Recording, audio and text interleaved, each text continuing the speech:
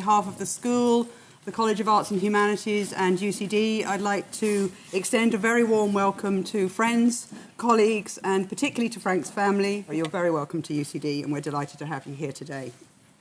I'm also delighted to see so many people here to celebrate Frank's immense contribution to the school, to UCD, and of course, more widely. Frank's stellar talent and gifts are well known and form a significant focus of today's events. But just very briefly, I'd like to say a few other words about other aspects of Frank that can perhaps be less apparent or less celebrated. I've known Frank, as we were talking at lunch, on and off since 1993. It's a very long time, sorry, Frank. And in that time, I've grown to appreciate his kindness, his exactitude, and particularly, and I think this is really important, his uncompromising belief in other people's potential. His commitment to students has never wavered in all the time I've known him. His high standards were legendary amongst students and amongst staff, but he never failed, and this is the important thing, he never failed to support students to meet those very high standards. Frank made students feel that they mattered, and that's really important, and it's all too rare. He's also a person, as many of us in the room know, of huge loyalty to Donegal, to UCD, and to countless people in this room. And he's also a person of great moral courage, with a deep sense of social justice that he brings to everything he does. Quite often, as I was navigating my way through the moral morass that is being head of school, I would think to myself, what would Frank say? What would Frank do? What would Frank advise me to do? Before proceeding to the actual events themselves, and PJ will introduce the next panel, I just want to conclude my prologue by recording my profound thanks to Professor Anne Fogarty. Due to family circumstances, she's unfortunately unable to be here today, but really pretty much everything you see on the programme was put together very thoughtfully and carefully by Anne. And she's been absolutely instrumental in organising today's event. I'd also like to formally record my thanks to all the participants, including some people who are unable to be here, Marina Carr, Kathy Belton, Pete McCongle, former Maynooth colleagues, including Joe Cleary and Kieran McGrorty. I'd also like to record my thanks to Margaret Kelleher, who has been instrumental in keeping this show on the road, but also to Karen Jackman, to Emma Beasley, Mary Staunton, Mike Liffey, and also those of you who were at the exhibition or those of you who have not yet seen the exhibition in the library, to Ursula Byrne, Evelyn Flanagan and Rachel Feely for their work on that exhibition. It's going to be an excellent day. I hope you enjoy it. You'll hear more from me a little later on, so thank you. Thank you very much, Danielle. I'm PJ Mathews from the School of English Drama and Film, colleague of Frank's, and delighted to be here on this wonderful occasion for all of us, really. We have quite an afternoon of events and thoughtfulness and recollection and appraisal, I suppose, and celebration, most importantly. So first of all, we have a panel which will consider the theatre of Frank McGuinness. We have 3 speakers on this panel. And our first speaker is Associate Professor Éimonn Jordan, our wonderful colleague from School of English Drama and Film. His publications on Irish theatre include The Feast of Famine, the plays of Frank McGuinness, Dissident Dramaturgies, Contemporary Irish Theatre, From Leenane to LA, The Theatre and Cinema of Martin McDonagh. More recently, he co-edited with Eric Weitz the Palgrave Handbook of Contemporary Irish Theatre and the Theatre and Films of Conor McPherson, Conspicuous Communities. Was published in February 2019. I can't think of anybody better to kick off this appraisal of Frank McGuinness's theatre than our wonderful colleague, Éimonn Jordan.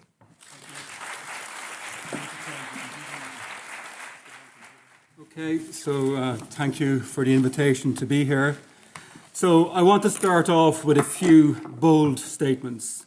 In the history of modern and contemporary Irish theatre, no writer has written so extensively, insightfully and powerfully about interclass and intraclass dynamics as Frank McGuinness. No writer has written about the significance of money and wealth to the realities of his characters' lives as Frank has, and no playwright has so extensively mapped the significance, complications and dynamics of social stratification and social mobility as Frank has done across the full body of his work. I cannot, in this instance, unpack this argument as comprehensively as I would like, but I will give some perspectives and brief glimpses as to the trajectory of this argument. This slide is Money Matters. In McGuinness's play Mary and Lizzie, Jenny Marks tells her husband Carl that she has set fire to the money that Frederick Engels has given them. She does so in order to demonstrate provocatively the stark realities of their dependencies on handouts. He wants to feed the world, but he cannot feed his family, as she remarks. In The Bread Man, set in 1970, around the time of the Civil Rights Campaign, the sinner Courtney imagines a bonfire made from money. He states, "We'll get the ones killing each other to gather round the lorry, an open invitation to a millionaire's bonfire. They'll burn themselves to save the money, and Derry will be saved." Derry burnt to the ashes for money. In the short monologue titled "Feed the Money and Keep It Coming," the work links the killings and bombings in Gibraltar, Enniskillen, Milltown Cemetery and Brighton, and in it McGuinness connects money and violence, exposing the financial backing necessary to carry out paramilitary campaigns. The sound of slot machines intersperses the narrative, indicating a source of paramilitary income. In Carthaginians, Dido's entrepreneurial spirit allows him to turn a small profit from grief as he brings provisions to those staying in a graveyard awaiting the dead to rise. Mrs. Doherty, in Dido's play within a play, The Burning Balaclava, has her own cottage industry. She knits balaclavas for paramilitaries, and she remarks, the more that dies, the more I'm given. Violence is terrible, but it pays well." Apologies for no attempt at the accent. In the play I'll talk about today, The Factory Girls, money is in short supply. The factory in which the women characters work is facing closure. Mike Savage's work moves beyond income and profession as determinants of social class, and instead looks at the interplay of economic, social and cultural capital in order to determine 7 different social classes, 3 of which are working class categories, 3 middle class ones, and 1 final catch-all elite grouping. Class categorization is complex. Distinctions are informed by many factors like wealth, values, occupation, housing, educational achievement, access to health provision, accent, demeanour, dress codes, food and cultural tastes, life expectancy and life opportunities. It is also necessary to note how class intersects with race, gender, ethnicities and sexualities, but here in the short presentation I isolate the class-gender interface in relation to The Factory Girls. In terms of the scholarship in the area, my thinking is variously informed by Michael Pearce, Paul Murphy and Helen Lojek. Lojek has written so convincingly about power and class in McGuinness's work. Pearce's work outlines a rationale for class-based analysis, and Murphy differentiates between dramaturgical centrality and social marginality in relation to the work of the early Abbey playwrights and beyond. And in this play, The Factory Girls, there are 5 women characters, Ellen, Una, Vera, Rebecca and Rosemary, who are from the same socioeconomic class, but are of different ages, marital statuses, sexualities, and have different life experiences, ambitions, and diverse interpersonal connections with each other. The shirt factory is now run on an order-to-order basis, resulting in some 3-day weeks. Workers' pay and conditions are under pressure thanks to global competition. The mobile nature of capital seeks production centres that minimise costs, including labour, materials, equipment and taxes, in order to maximise margins and profitability. Even if these new and nearly impossible productivity targets were met, they would still not hold off the industry's decimation. It simply cannot compete. While the union is generally supportive, it is almost compliant, if not complicit, to the extent that it is willing to facilitate proposed changes in working conditions without opposition or negotiation. The collusion of management and union is raised in terms of a false antagonism being enacted in order to save face, but more importantly, in terms of patriarchal alignment between Rowan, the manager, and the union leader, Andy Bonner. Vera sees what to do as slave work, and she has earlier described it as rotten work. The characters do not want to join the army of the unemployed. Few men in the locality are in employment. Alternatives are scarce other than emigration. Global capital has a mobility that none of these characters possesses. Rebecca does hairdressing on the side, remarking, "If I didn't do it, I would not have the living of a dog." In terms of social capital then, Ellen, Rebecca, Una, Vera and Rosemary are distinctive characters, even if they do conform to types of sorts, evident in Ellen's hardness or in the carefree nature of teenager Rosemary. She is a dreamer and doesn't give a curse. These women characters are world aware, not blind to the circulation of dominant ideology around them, not ignorant of the oppressive forces that collude against and subjugate them. Sometimes they are funny, assertive, articulate, canny and wise. Sometimes these women characters appear supportive and compassionate, empathetic and keen to protect each other. And in terms of conversation, they argue, they insult, mock, gossip, banter, fight, intimidate and confront one another. So they are sharing, encouraging, enabling and protective, and simultaneously they exclude, challenge, thwart, put each other down and oppose each other. Effectively, they support and oppress those within their own class while they take the fight to their employers. The exchanges amongst themselves are not the simple passing on of larger socio-political oppressions. There is little evidence of the limit-defining decency or ordinariness that is so fetishized by many political commentators and political and academic commentators. Their response to the new work targets and planned wage reductions is to occupy the management offices, barricade themselves in without a definitive plan, an endgame in mind, or with much chance of victory.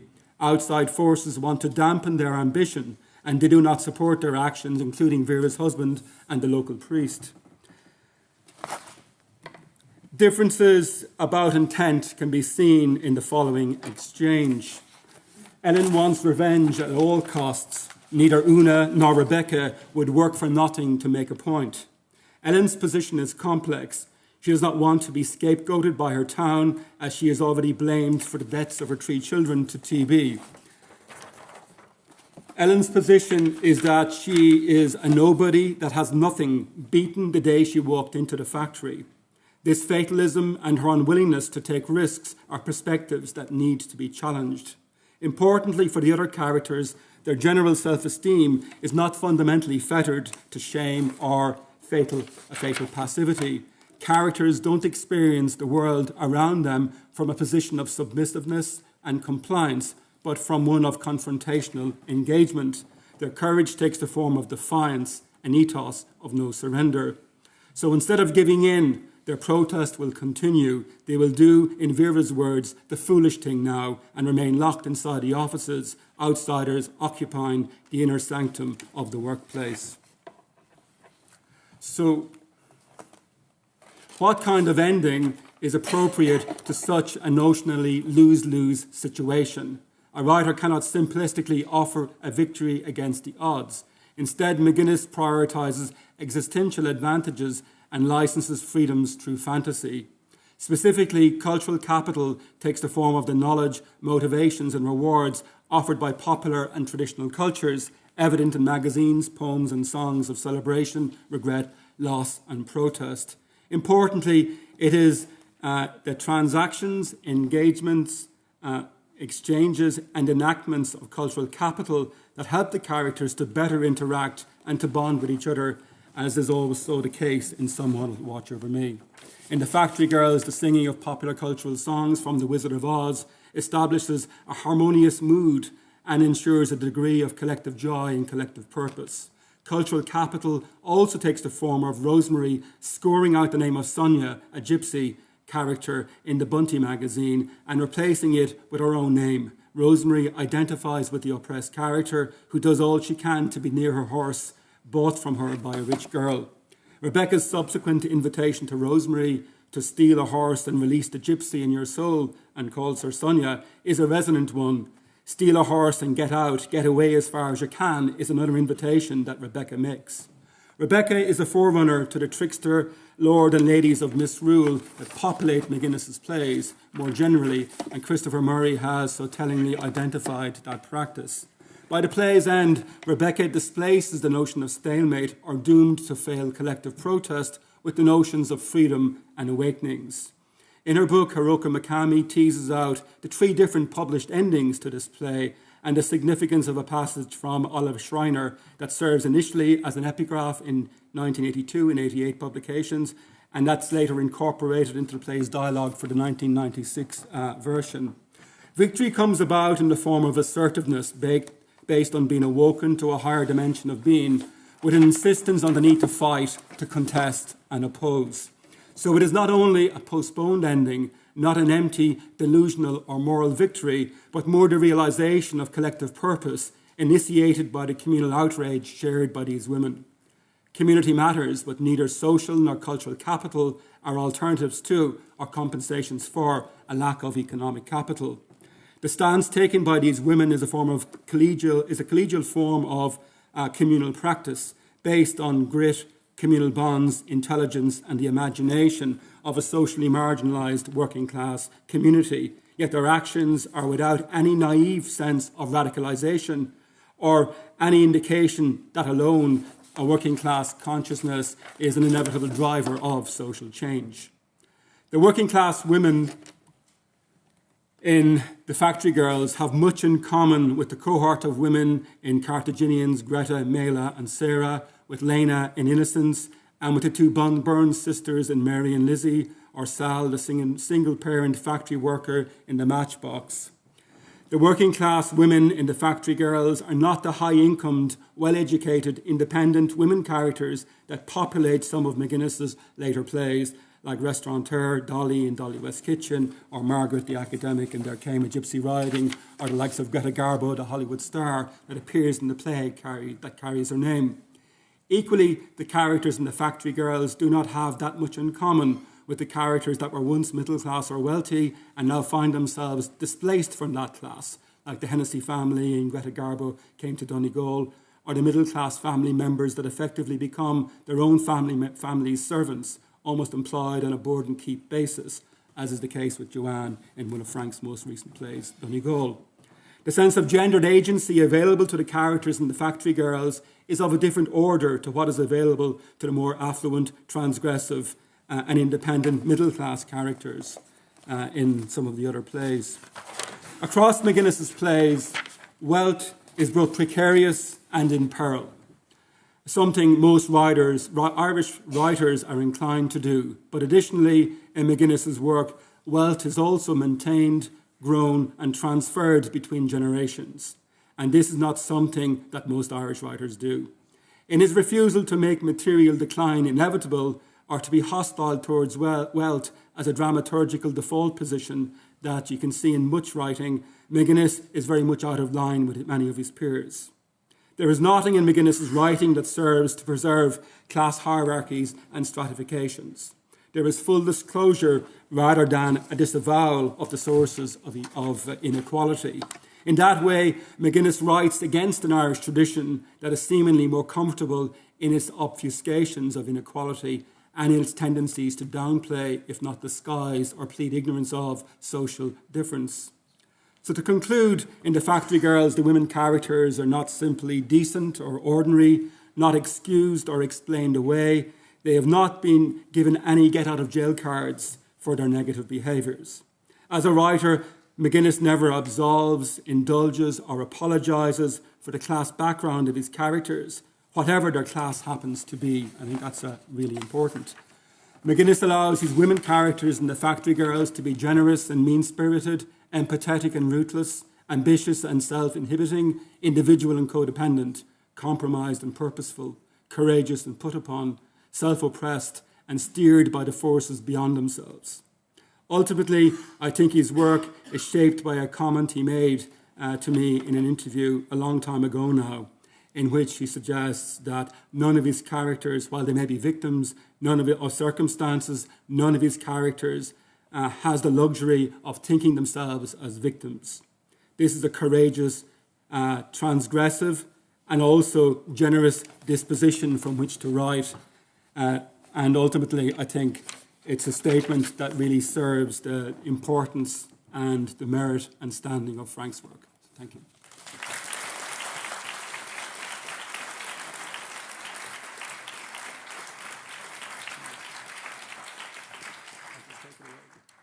Thank you very much, Éimonn, kicking us off on this very interesting panel. I think a measure of the impact that Frank's work has had, not just here in Ireland, not here in Europe, but globally, is the fact that we have among us a professor from Waseda University in Japan to speak to us. Hiroko Mikami is Professor of Irish Studies in the School of International Liberal Studies in Waseda University in Tokyo, and Director of the Institute for Irish Studies there. She is no stranger to UCD, a frequent visitor, and we're always delighted when she comes to visit us, and indeed no stranger to the work of Frank McGuinness. She authored Frank McGuinness and His Theatre of Paradox, published by Colin Smythe in 2002, and she wrote the essay Frank McGuinness's Dark Mask, Speaking Like Magpies, which was published in the Irish University Review Frank McGuinness special issue in 2010. Other publications include Ireland on Stage, Beckett and After, and Irish Theatre and its Soundscapes. She has also translated many contemporary Irish plays, including Frank's Innocence and Mutability, into Japanese. So, this afternoon, she is going to speak to us on the topic of the reparative powers of emotional authenticity, Frank McGuinness's adaptations of European plays. Please welcome Hiroko Mikami. I'd like to express my gratitude for having had the opportunity to use the archive of Frank McGuinness at the UCD Library Special Collections, where its new exhibition has just launched today. The access to the materials there significantly helped me in dealing with the topic I have chosen, that is McGuinness's creativity and writing process in his adaptations. Of these adaptations, I will focus on Electra, his first version of a Greek tragedy, staged and published in 1997. I will try to explore how McGuinness's own voice resonates in this text. The title of my presentation, The Reparative Powers of Emotional Authenticity, is taken from a paragraph-length quotation, which is typewritten supposedly by Frank himself and kept in Electra folders 689. The original article was written by British psychotherapist and psychoanalyst Susie Orbach for The Guardian in 1991. The paragraph goes as follows. What we are wanting and seeking in our relationships, both public and private, is recognition, emotional connection, and a chance to understand and express the deepest parts of ourselves.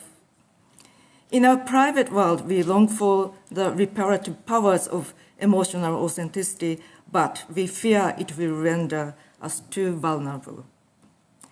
Orbach's article, entitled Feeling Our Way Through, was written as a social critique for readers who were, in her estimation, caught in the phenomena of emotional illiteracy.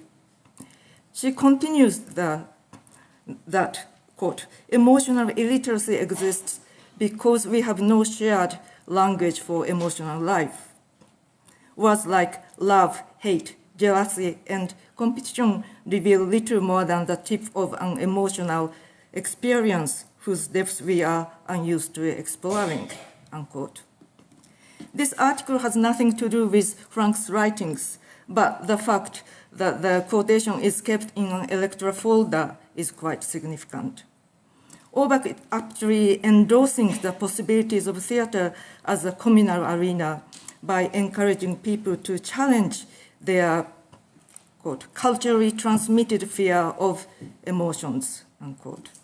In theater, people can go through the full range of emotional experience if the chemistry between stage and audience is right. Frank once said in an interview, quote, "You have to be sufficiently obsessed with yourself to believe that your interest and your exercise of that interest will involve an audience as well," unquote. In order to make this happen, it is a playwright's task to find voices with emotional authenticity. And this is what McGuinness has been doing in his writing of original plays and his crafting of adaptations throughout his prolific career. Though he has given almost equal weight to both, there are major differences between the initial stages of writing an original play and adapting an existing play. In the case of adaptations, the playwright has first to, quote, "steep his passion into the plays he selects to work on," unquote. And it seems it is essential, quote, "to immerse one's own imagination into another's," unquote. Today, my argument will be based on the text of Electra published in 1997, which I will call the McGuinness text or published text, and archival materials in Electra folders. Whenever comparison with older versions is necessary, I will refer to the text in verse by Lewis Campbell, published in 1883, which I call the Campbell text.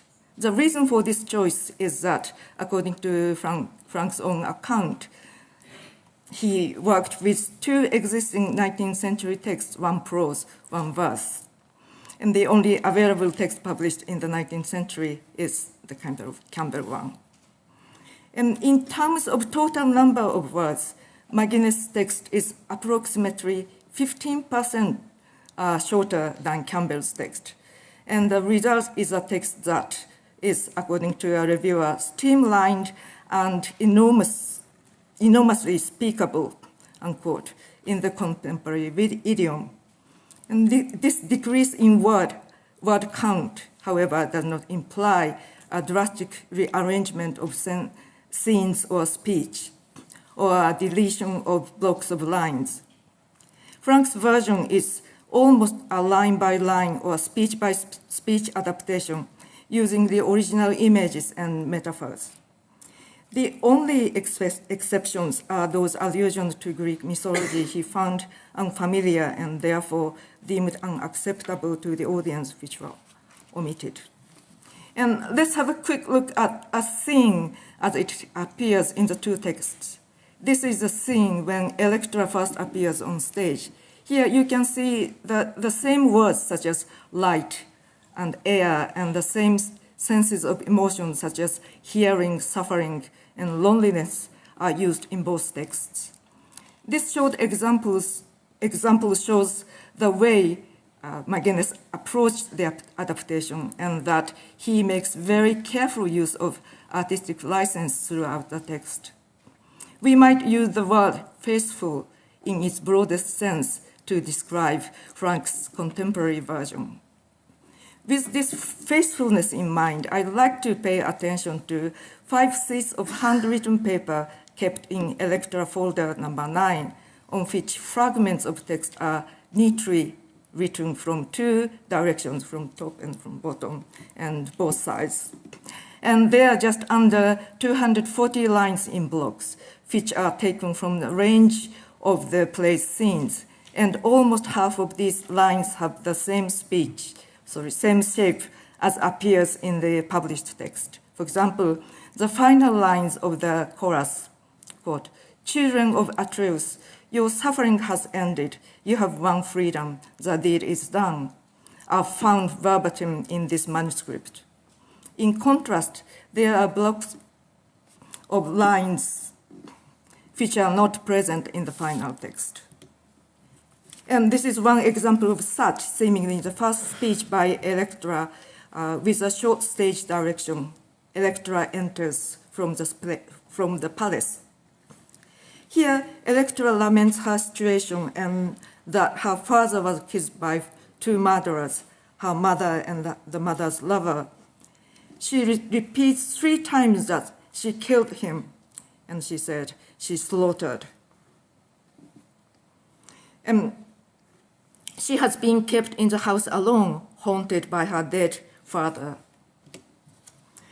Electra's sense of mourning, anger, despair, and loneliness expressed here is the same in its core as the emotion found in the published text, but the choice of language is very different. What we see here is rawer and cruder emotion which has less control. This is not such a faithful adaptation as seen in the published text, but a piece of free writing about Electra and her feelings. What Frank is doing here is perhaps tuning inwards to the emotions of a girl who has been leading a lonely life since she witnessed a terrible scene within the family. While we are forced to take Electra's situation as something very remote that happened some 2,500 years ago, or the same, quote, the beating heart of Electra seems to escape, unquote, as Frank once said. Through this free writing process, the playwright, it seems, tries to take on Electra's pulse as his own and prepare to pass it on to the audience to be theirs. As Flaubert said, Madame Bovary c'est moi. The same process is at work here so as to make the audience feel, Electra, that's me. I was one of the lucky audience members able to attend the production of Electra at Donmar Warehouse in 1997, and I still remember the excitement I felt there. I was able to connect myself with the emotion of Electra without any difficulty. I think this is the power of theater, the magic of theater. But this time when producing this research 20-some years later, I had to go through the process of carefully vocalizing Electra's voice from the printed and manuscript pages. While reading them, especially the manuscript, I suddenly began to hear another voice in Magnus's oeuvre, the voice of Elder Piper in part 1 of Observe the Sons of Ulster Marching Towards the Sun. Piper says, that scale of horror has no shape, as you in your darkness have no shape. Or the house has grown cold, Ulster has grown lonely. Of course, the situation of Elder Piper is far apart from that of Electra's, but if we attentively listen to their two voices, we find the solitude they carry is almost identical. They mourn for someone very close to them, Electra for her father, and Orestes, her brother who turned out to be alive, Elder Piper for his comrades who fought together at war. They are angry about such absurd deaths. They both are living in a house cold and desolate with loneliness. Affinity is greater than the difference on the surface, and Piper might say, what's the difference? As he tells Craig again in a different situation. Once you find a voice with emotional authenticity, it could arise somebody else's. Frank also suggested the resonance of yet another voice in Electra's. That is the voice of Bug Lady, another female Magnus character, but I'll wait for another opportunity to discuss that. And in the last minutes left to me, I'd like to refer to the relation between McGuinness and Japan. His two original plays, Someone Who Watched Over Me and Dolly West's Kitchen, were staged in Japanese. Moreover, apart from this direct relationship, McGuinness's indirect relationship through David Ruvo, director of McGuinness's version of Electra in 1997, is more revealing. Ruvo found Theatre Project Tokyo, TPT, in 1993 and has been working with Japanese actors ever since. Electra was staged there in 1996, 1 year prior to the production in London. During the preparation in 1997, McGuinness was enormously inspired by Ruvo's creative objectivity in, quote, the Eastern idiom to express a subject matter that is at heart of the Western tradition, which is the Trojan War, unquote. In 2008, Lubbock directed Ibsen's A Doll's House, and Frank's English version was translated into Japanese for this production. I attended the theater, and this was a very powerful production. And Lubbock's agent for over 30 years, who came over to Japan to watch it from Britain, said she was the best Nora he had ever seen. So things go around the way, as Peer Gynt here, the voice said. And another important director who connected McGuinness to Japan is the late Yukio Ninagawa, whom McGuinness greatly admired. Ninagawa started his career as theater director to protest against the modern realism that was dominant in Japanese theater at the time. He introduced global theater audience to a broad range of traditional Japanese theater techniques, such as no and kabuki, in his own way. Ninagawa and McGuinness worked together on Ibsen's Peer Gynt in 1992, which McGuinness originally adapted for Dublin's Gate Theatre in 1990. The play is set in a noisy game arcade, and I found a video clip of this production in Tokyo, and we'll show it here. It's just 2 minutes, very short video clip.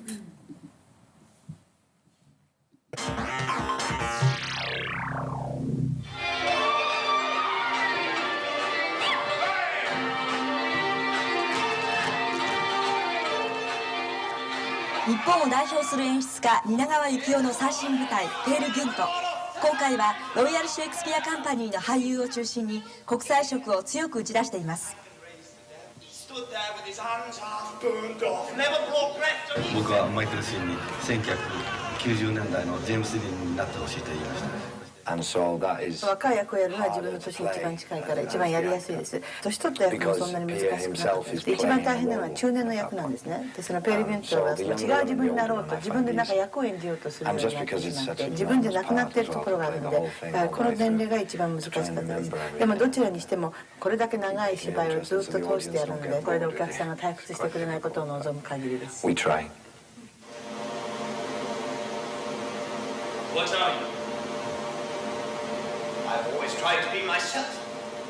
物語は現代の若者がバーチャルリアリティの中で自分探しをするという大胆な設定。巨大なテレビモニターに見立てた舞台で観客を冒険へと誘います。今年2月にイプセンの故郷ノルウェーでワールドプレミアを飾り、イギリス公演を経ての凱旋公演、秋にはニューヨークでの公演も予定されています。 Nerys, no redemption.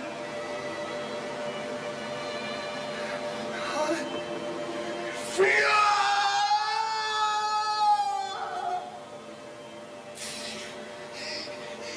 Here was my empire.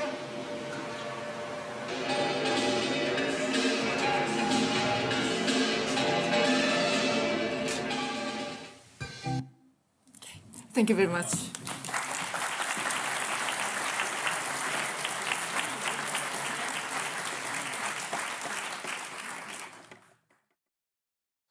Thank you very much, Professor Mikami, for such a wonderful presentation. Fascinating clip at the end. So we're going to move back from Japan to Maynooth University to Dr. Stephen O'Neill. And I think it's entirely appropriate that Stephen joins us today from Maynooth because, of course, Frank spent many happy years in his academic and artistic career at Maynooth. So it's great to have Stephen with us. Stephen O'Neill is Senior Lecturer in Maynooth University Department of English with teaching and research interests in Shakespeare studies, especially Shakespeare and digital cultures. He is the author of 2 books, Shakespeare and YouTube, New Media Forms of the Bard, and Staging Ireland, Representations in Shakespeare and Renaissance Drama. He is the editor of Broadcast Your Shakespeare, Continuity and Change Across Media. And he has another string to his bow as well, because in addition to work on digital Shakespeares, Dr. O'Neill's research has explored the interrelations between Shakespeare and Ireland. He co-edited the collection Shakespeare and the Irish Writer, which was published by UCD Press in 2010. So it's great to have Stephen with us. He's going to speak to us this afternoon on mapping mutability, McGuinness, Shakespeare, and adaptational travel. So Stephen O'Neill, everyone. So I want to talk about mapping mutability today, McGuinness, Shakespeare, and adaptational travel. Did Shakespeare ever apprehend or even see the map of Ireland? Beyond the figural descriptions in his plays, from Richard's desire to supplant rough, rug-headed kerns to Hotspur's howling Irish, from Rosalind's Irish rats to Hamlet swearing by St. Patrick, to Macmorris in Henry V, gallivanting round the globe, asking, "What ish my nation? Who talks of my nation?" It might seem the answer must be in the negative. Ireland operates on the hinterland of Shakespeare's dramatic worlds. But as Frank McGuinness shows in Mutability, art and imagination have little concern for such literal mappings or even historical accuracies. Theatre, a form that links our two dramaturges, one writing 400 years ago, the other writing in our own times, is the place where history and its characters come back. "In this your theatre, you will make our dead rise, William," says the fella in Mutability. "You will raise our Irish dead, Englishman." In the world of the play, situated in late 16th century Ireland, at a point when one ancient order seems on the cusp of being supplanted by another, the Irish can indeed be risen in the drama and theatre of one William Shakespeare, just as they haunt the imagination of his contemporary, the poet and servant to Elizabeth, Edmund Spenser, who harps on anatomies of death, victims of the Munster famine, as his great poem To the Queen stalls, an epic in search of an endpoint. In this instance, English pentameter isn't quite marching in step with the Tudor armies in Ireland. You may have spotted the allusion here to Seamus Heaney, who in an essay on Marlowe's poem Hero and Leander and his play Edward II contemplates the intersection of politics and aesthetics that Ireland especially seems to bring to the fore, the texts of the English Renaissance coinciding with, and perhaps ideologically complementary to, the Elizabethan colonialism in Ireland. Elsewhere, Heaney wonders, how does the real get into the made-up? Only to reply, ask me an easier one.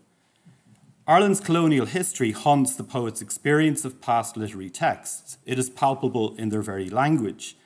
But as Heaney's playful reply suggests, and as Mutability demonstrates, that is only part of the text's effective range. It is not rigidly beholden to its context, but rather compresses, reimagines, reframes its own moment in dynamic, original ways. The text, or Shakespeare, may be held responsible by both commission and omission, elements included, others excluded, but not out of any easily determined authorial direction or ideological restriction in the culture. So to reframe the question, it's not whether Shakespeare literally saw Ireland on the map or even in his mind's eye, but rather why wouldn't Mutability as theatre enable us to imagine him in Ireland and undergoing some experience in that context? In this way, Mutability knows what we all already know, now perhaps more than ever before, that Shakespeare himself is a transnational traveller, a boundary violator, a nomad that habituates himself to local and global contexts. Through the play's William, a simulacra of Shakespeare, we get to know the playwright on a first-name basis. He is himself haunted by his father's judgment. He said to me, "You're a blackguard. You will come to no good in your wandering." We get to see how this wanderer's encounter with and experiences of an Ireland are as valid as those other Irelands as figured in Spenser's Faerie Queene, or on maps from the period, such as those that appear on the cover of Mutability, a detail from the map of Europa, now housed in the University of Amsterdam. And we also get a self-reflexive William Shakespeare, who knows what we now know too, that he is a phantom onto which we project our present desires. As he says in the play, "I do exist, but not as you imagined." The period Mutability maps itself seems to invite reimaginings, as in Ivan Boland's ekphrastic poem, becoming the hand of John Speed, in which the woman poet appropriates the English cartographer's masculinist and colonial gaze to imagine an Ireland that, as the poem puts it, is ready and flat and yearning to be claimed. What I'm thus far only hinting at will now be evident to you: the textuality of history, its status as a series of narratives we construct, often through the prism of the present and its priorities, prejudices and politics. However, what I'm especially interested in pursuing here is the travel McGuinness takes us on in mutability. I want to call this adaptational travel in the sense that revisiting an earlier and especially classical text like Shakespeare is a spatio-temporal journey, at once bringing us back to a sense of the original, while also making it fit to a new context and extending its pleasure in new ways. In other words, the original, which, borrowing terms from Jeanette, we could call the hypotext, happens again, but in different ways, through the hypertext, the text with an emphasis on agency that is doing the adapting. And the two become entangled. And that sense of something happening again resonates with the ghostly nature of theatre more generally, which, as Marvin Carson evocatively suggests, is a memory machine. The technology of expression where we encounter stories, past performances, and indeed deeper cultural memories. Carlson's exemplary play for his thesis is Shakespeare's Hamlet, a play that famously opens with an uncanny return, the father that won't or can't let go and pass on, and one that, as Frank McGuinness has suggested, makes ghosts of us all, confronting us with our own mortality and a vicarious appreciation of what it might be to be no longer. Theatre, Carlson elaborates, is the repository of cultural memory, but like the memory of each individual, it is also subject to continual adjustment and modification as the memory is recalled in new circumstances and contexts.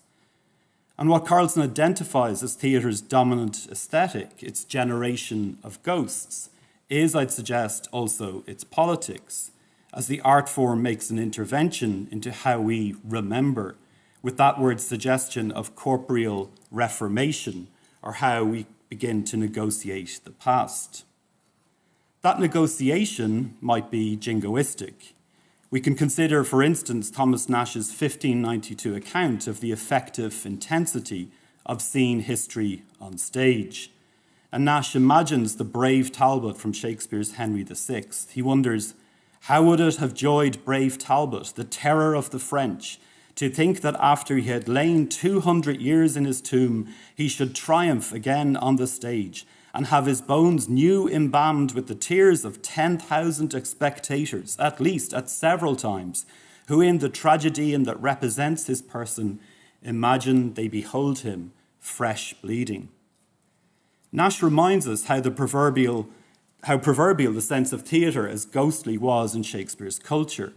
The text's preoccupation with the reanimation of a distinctly English history, imagining as it does the vainglorious Talbot threading the wooden O, as if seen again, all living, bleeding English masculine matter, is largely about staking a claim for an emerging theatre as the place of national moral instruction, rather than the stage temptations of Puritan nightmares. But it speaks more deeply to the theatricalization of history itself, to the negotiation of the past, and to the interlinked actors in that process, the play, the players, and the audience. Talbot's reanimation can only mean, in the sense of having the effective range Nash imagines, if there's biosemiotic motor, that is us, the audience, present to make him present too. This, I would suggest, is the language and space that also underpins Frank's mutability, where characters happen, sometimes quite self-consciously, in an encounter with audience. In McGuinness's play, the past is something to be actively negotiated. This occurs primarily through what we have already noted as theatre's ghostly aesthetic, but more precisely through clearly demarcated moments of recollection. The play's William finds himself haunted by his culture's brutality. A woman screaming at the stake. They shaved her bald. I could see her skull. I stood observing. My heart turned cold. I heard her voice on fire. I could not put it out. The stench of her flesh corrupted me. I grew cruel in an instant. Here mutability, like Edward Bond's Bingo, helps us to contemplate the darker side of Shakespeare's art.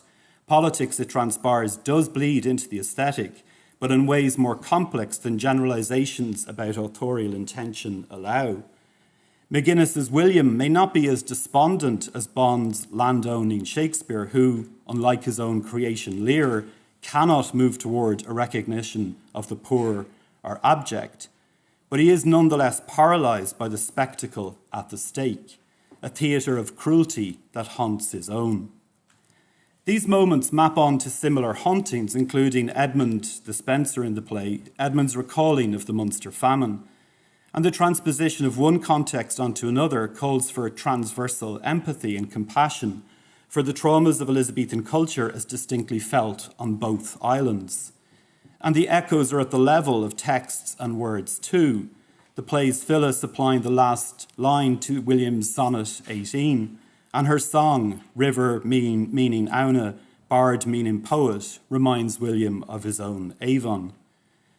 The play's use of call and response is a feature, I would suggest too, of recent adaptations of Othello that include Janet Sears' Harlem Duet and Toni Morrison and Roika Traoré's Desdemona.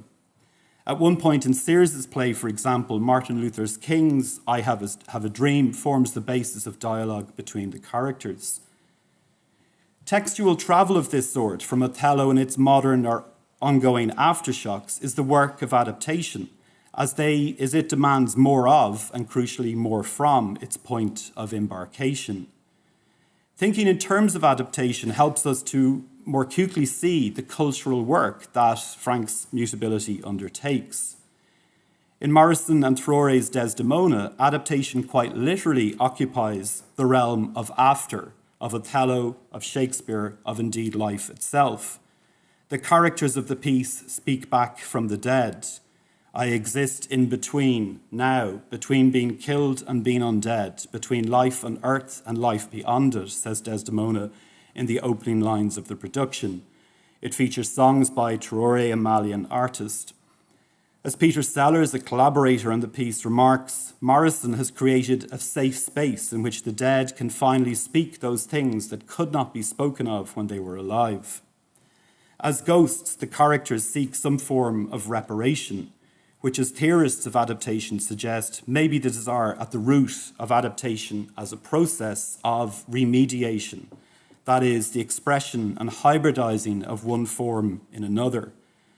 The Latin root of the word remediare suggests to remedy, to heal. Shakespeare's Othello demands many forms of healing, for its racialized other, for Desdemona as the demon bold enough to desire outside of white Venice, even for Iago as the overt manifestation of the phenomenology of whiteness. Morrison addresses these aspects, but is especially interested in Act 4 of Shakespeare's play when, as you'll recall, Desdemona, deeply unsettled by Othello's menacing behaviour and now alone with Emilia, can't get a certain Barbary out of her head. Shakespeare did not write for her, notes Peter Sellers, but he imagined her. And in Morrison's hands, we finally meet her, and Desdemona meets Barbary again. In one of the striking exchanges between the two women, Barbary asserts her name. She's Saran, and Shakespeare's fleeting story of Barbary is more fully realised. To Desdemona, she says, no more, willow, alluding to Desdemona's song.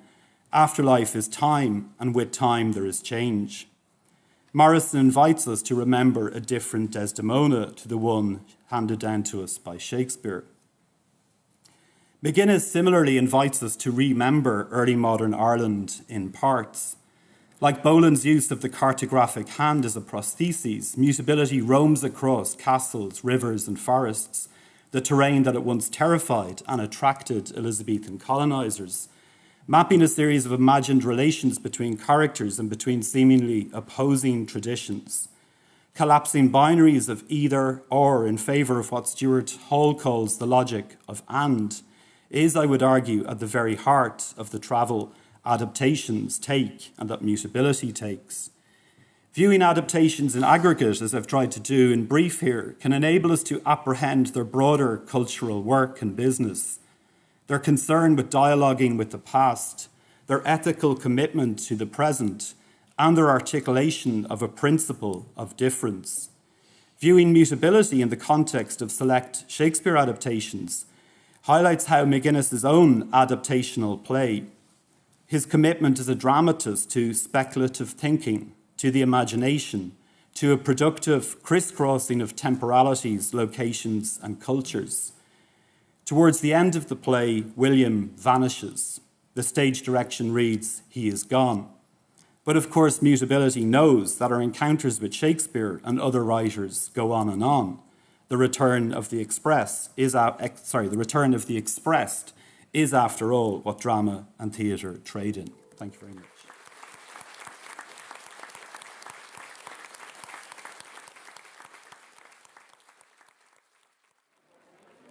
Can I just take this opportunity to thank Anne Fogarty, Professor Anne Fogarty, for getting everybody together. It's such a shame she can't be here. And also to thank Frank. Frank welcomed me in 2003. I can confess in this debating chamber, I think, that I was a little bit scared of Frank when I first met him. He seemed a little bit like I wasn't sure if he liked me or not.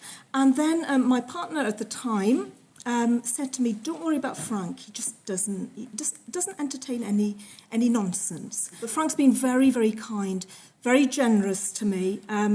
I've really respected his integrity and how he works in the department. I've also been very grateful to how he's contributed to the American MA as it was, and the enthusiasm in which he introduced students to the work of Lorraine Hansberry, Tennessee Williams and Arthur Miller, and the generations of enthusiastic American drama fans that we have entertained. So without further ado, what I'm going to do here is going to try, because this is kind of like more of a personal reflection, I'm going to introduce our panellists one by one. Then we'll start off with Patrick. And if you don't mind, Patrick, I'm going to read an introduction to you, okay, a little bit. I was scared to cut anything out. Patrick Mason is a prestigious Irish director, teacher and writer. He originally trained at the Central School of Speech and Drama, London. He's directed extensively for the Abbey Theatre, and his long association with the Abbey culminated in his tenure as artistic director from 1993 to 1999.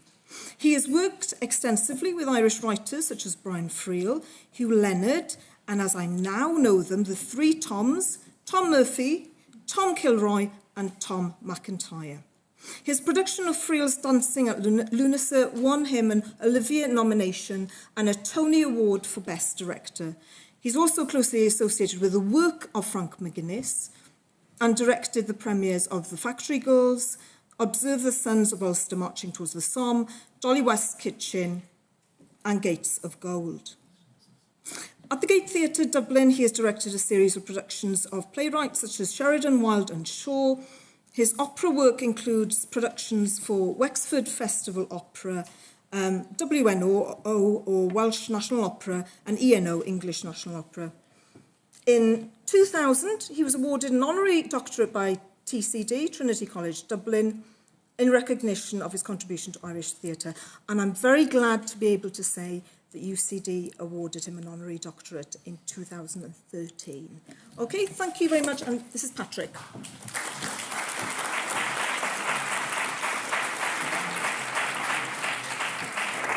It's like your life flashing before your eyes. Good luck. It's a great privilege to be asked to be here today, and I've been feeling a whole mixture of emotions. Something like a funeral, and it's something also of a rebirth, a regeneration, which makes it a very theatrical occasion. A lot of time has gone by since Frank and I first met in Galway on a writer's workshop in the early 80s. And a lot of work has been done in that time.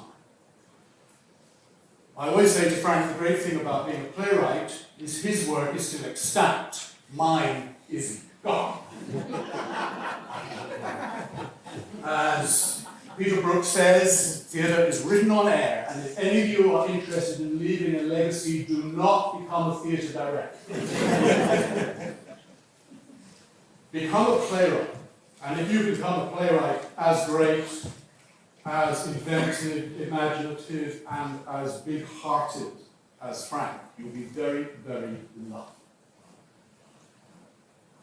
Looking at the past, looking at the opus, the works, and revising thoughts and feelings over that period, 40 years, is quite humbling and quite challenging as well. And I want to talk about the plays, and I want to talk about Frank in two specific categories, from two specific approaches. One is in the context of the national repertoire. And that will lead me to talk a little about the National Theatre, which may be contentious. I apologise for that, but it's not my intention to be provocative.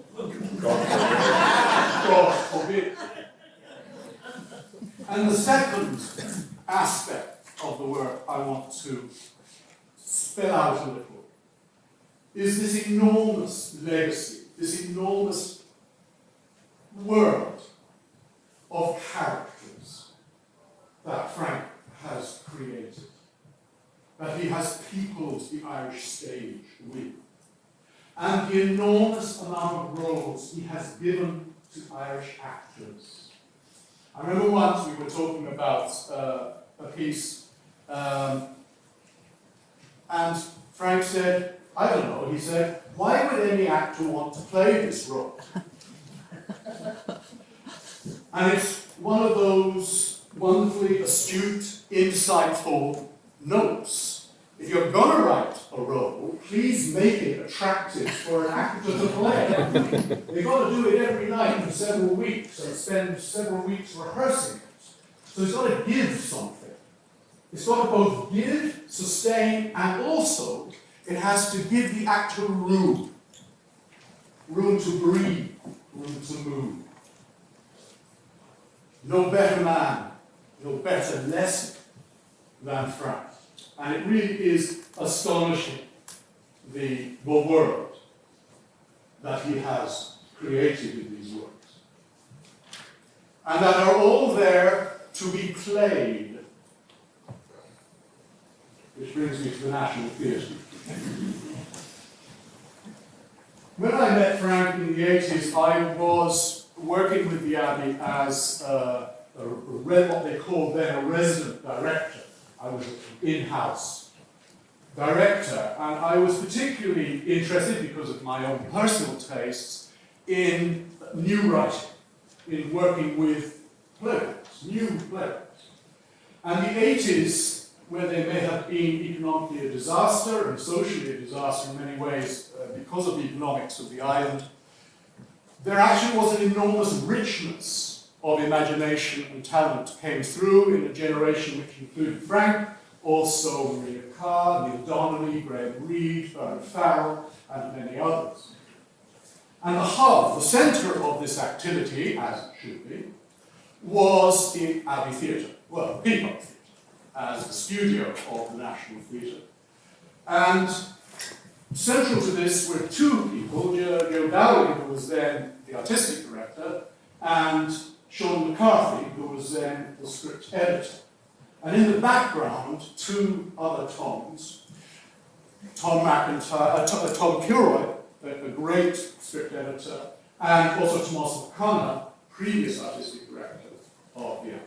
What linked all these people was the simple belief, going back to the foundation of the theatre, that it was a writer's theatre, that it was a theatre, as Yeats said, to bring to the stage the deeper thoughts and emotions of Ireland, and to enact the life of the people of this island.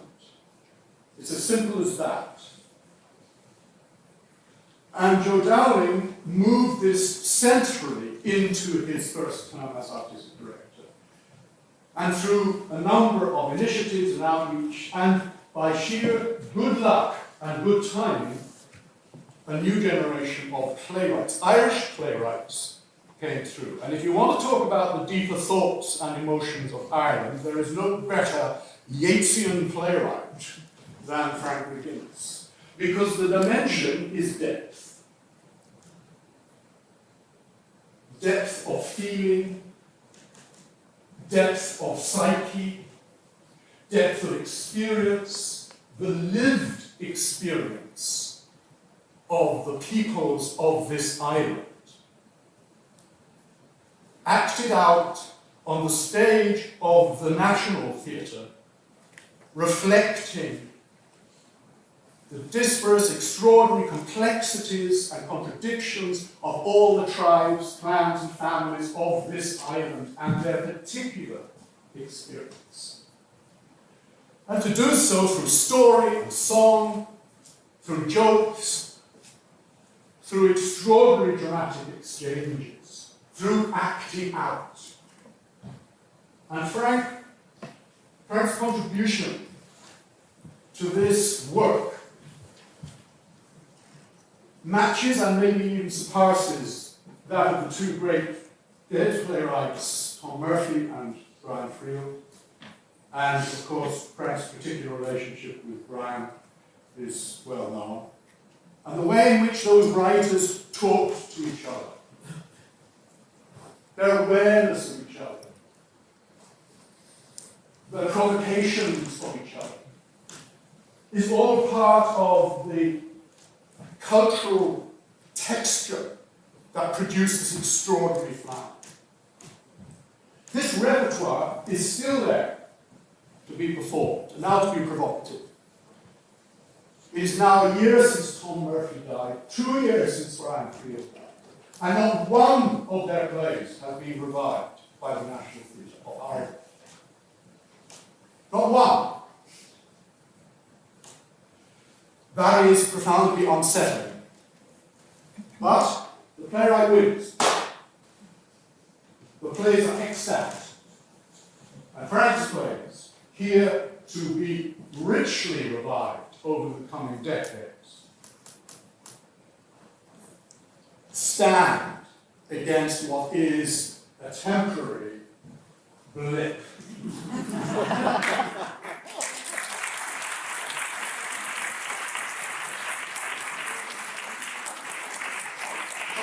Finally, is there an actor in the Irish theatre who is not grateful to Frank? What an extraordinary capacity to imagine such a range of characters across class, across generation, across income group, across gender group. The diversity of it is quite extraordinary. And one final thing I'd say. Yeats's great plan was to circumvent ideology and propaganda and to replace it with lived truth, with individual truth, as lived, as experienced. I think Frank has done exactly that. The complexity, the grittiness, the anger, the toughness, the resilience of his plays and his characters are all about their own individual truths where they clash, coincide, or negate the collective truth. And it's this tension that informs every play he's ever written, which is a great strength to the actor. Because these, as I think Éimonn has said, these people don't have the luxury to be victims. They're fighters. They're living. They're bearing the wounds, the contradictions. And they want life. And Frank is giving them life.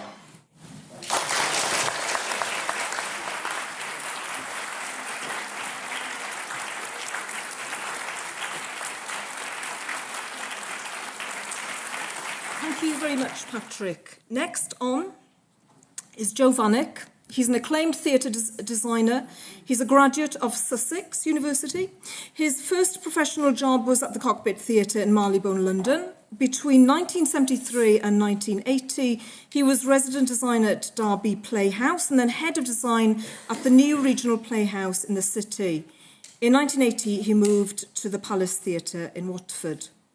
In the spring of 1984, he met the Irish director, Patrick Mason, at the Palace, and later that summer came to work in Ireland for the first time, designing A Woman of No Importance at the Gate Theatre.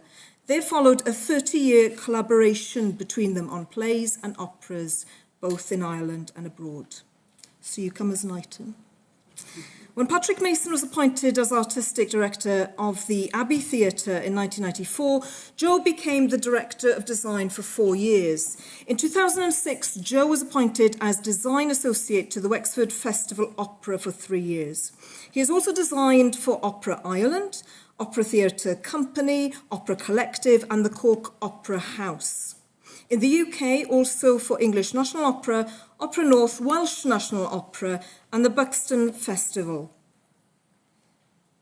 In November 2004, he designed the exhibition and co-authored the book Scene Change, 100 Years of Theatre Design at the Abbey Theatre. His work has garnered numerous awards in Ireland and in UK. So let me welcome Joe Vanek.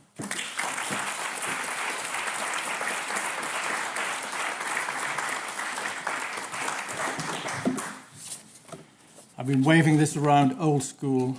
Don't worry, I'm not going to read all this out. Actually, one thing you didn't comment on is that 3 years ago, a book was published on my work by Gandon Editions called Irish Theatrescapes.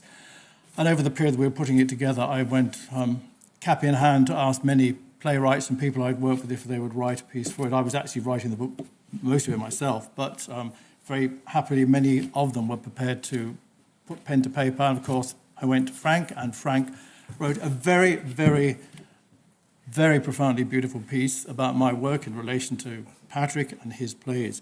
And I'm going to read one line from it, so don't worry, I'm not going to read the whole thing, but it says, "From the battleground of the Somme to the Renaissance Rome of Caravaggio, from my grandparents' big house in Buncrana during World War II to a 19th century Scandinavian kitchen, I have travelled worlds with him." Now, there's more than that, but what I want to say is, Frank, thank you for letting me travel the worlds with you and give me an opportunity not only to three-dimensionalize these worlds around the actors with all the other professional people I'm working with, but to get the joy that Patrick's just been talking about from working with the actors and the stories they've got to tell. It's been really an extraordinary experience, which I'm very grateful. And in the time I've been working in Ireland now, which is, as you said, I came in 1984, I've designed 7 of Frank's plays, 4 of which were premieres. And starting off, I'll just go very quickly through them. Innocence, Life of Caravaggio, Peer Gynt, which I believe was the first production, was the premiere production, yeah. The Threepenny Opera, Sons of Ulster, the second version, I won't say the revival, the second version, Dolly West Kitchen, Gates of Gold, and then Miss Julie, Frank's version of Miss Julie.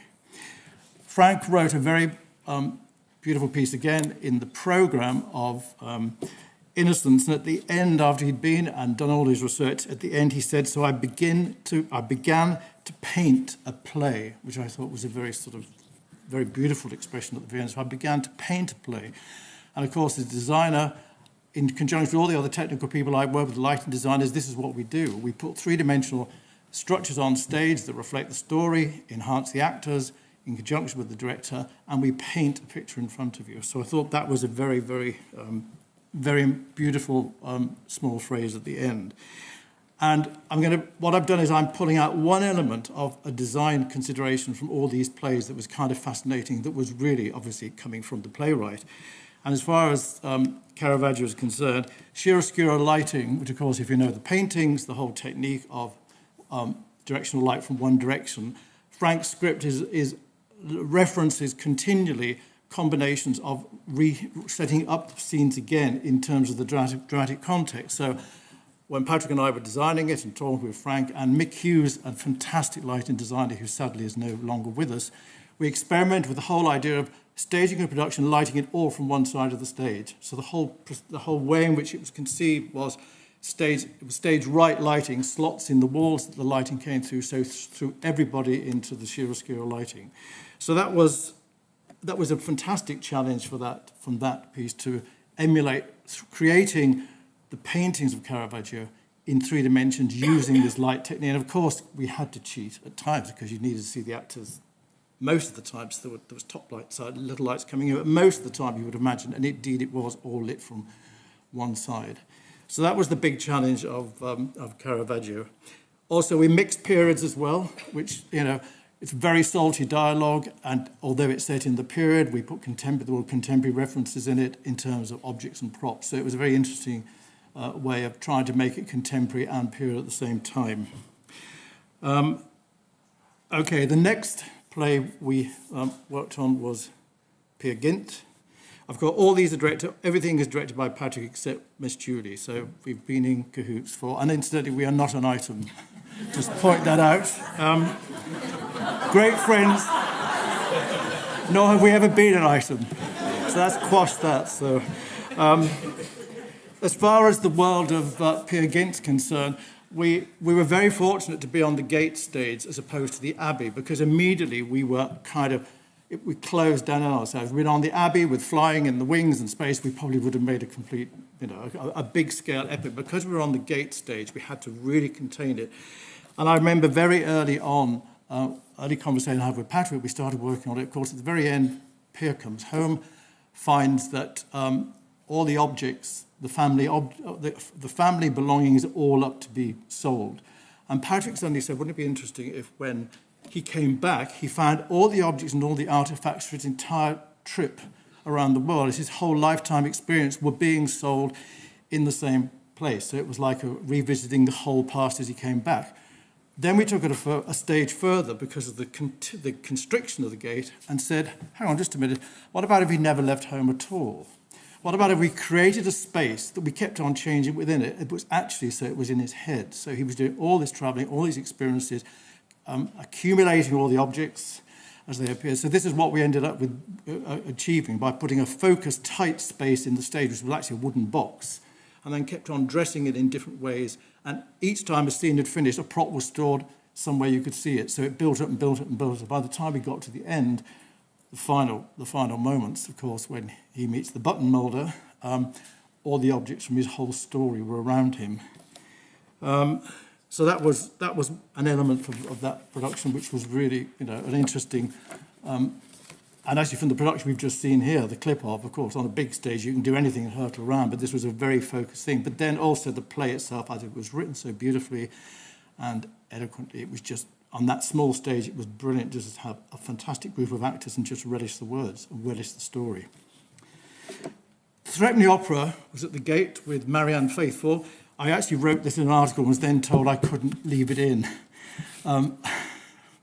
And I said, when Marianne Faithfull came on stage, everybody else seemed like amateurs.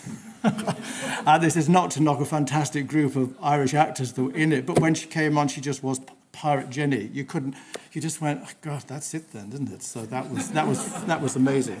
But the interesting thing about the Threepenny Opera was, and this was another idea, Patrick and I had done quite a few plays at that point in the Gate, and obviously everybody knows that the Gate is established by a certain kind of milieu, kind of audience, expecting a certain kind of production. So we had the idea of what about if this company for Threepenny Opera was a series of itinerant actors travelling, and in fact they stripped the stage bare and they just dumped all the stuff there and they did the play. So they subverted the bourgeois expectations of the audience by telling the story in a rough and ready kind of way. So this was a really interesting idea of, again, putting something on stage. Frank really helped by moving it up to the 1950s, the end of the 50s for the Queen's coronation, which gave us, we wanted tacky, we want tasteless, so we wanted sort of vulgar, and incidentally, vulgar kind of look to it all. So this really played into it. It was much easier than doing it in the original period.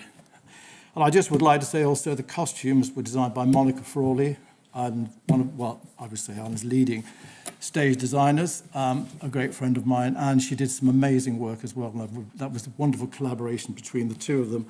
But the thing is, we had to try and show the stage kind of destroyed and wrecked. So we stripped it, and then we looked at the back wall, and all those 18th century pillars that were around were all destroyed already.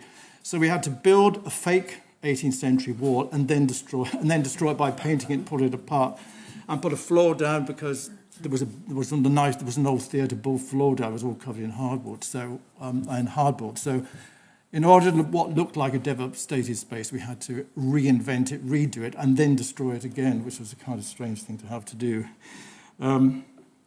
Okay, have I got time for one more? Okay. Sons of Ulster.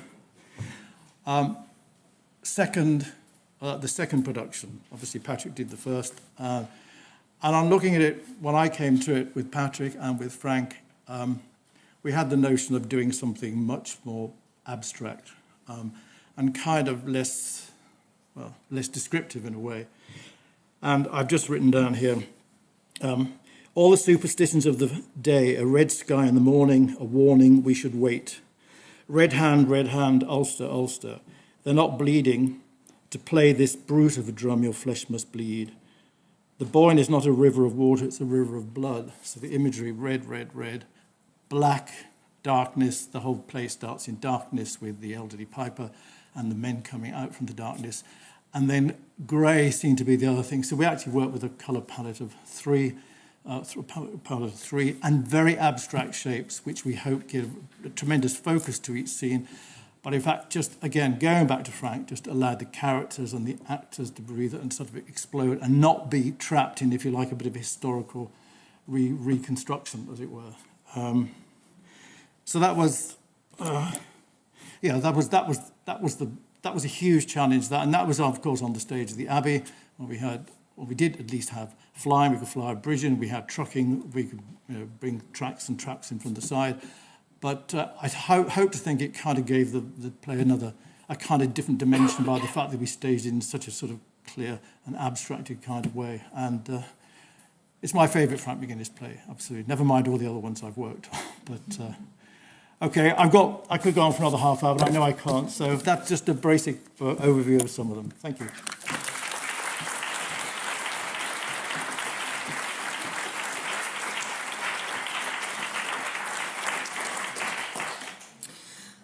The novelist and short story writer, Dr. Éilís Dhuibhne, is a graduate of UCD, where she studied pure English, then folklore.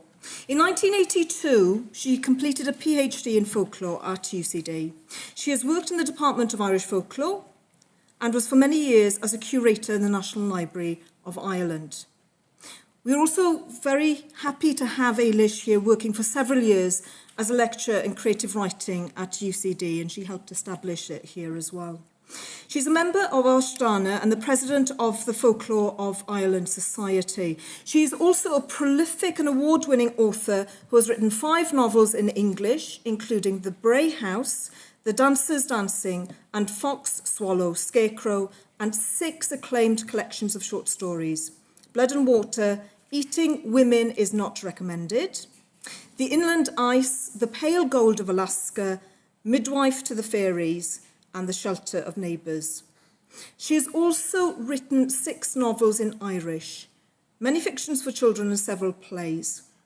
Her autobiographical memoir, 12,000 Days, published in 2018, has been acclaimed for the candour and clarity with which it portrays love and grief in equal measure. And just to note that in 2015, Éilís received the PEN Award for outstanding contributions to Irish literature. Thank you.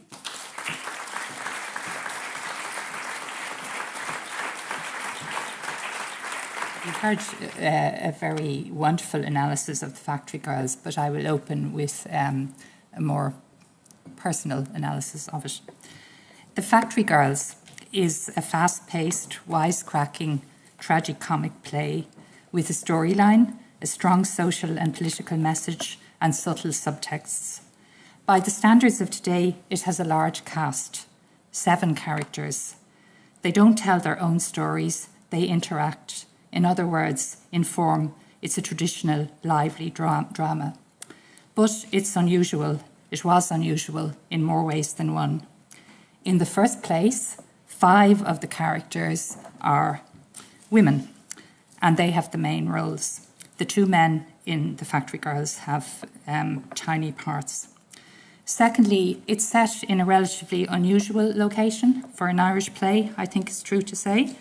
Not the living room or garden of a stately home or the kitchen or living room of a little house, but a workplace. Most of us spend most of our lives in a workplace, but relatively little Irish drama or fiction actually mirrors this reality. I think that's true to say as well.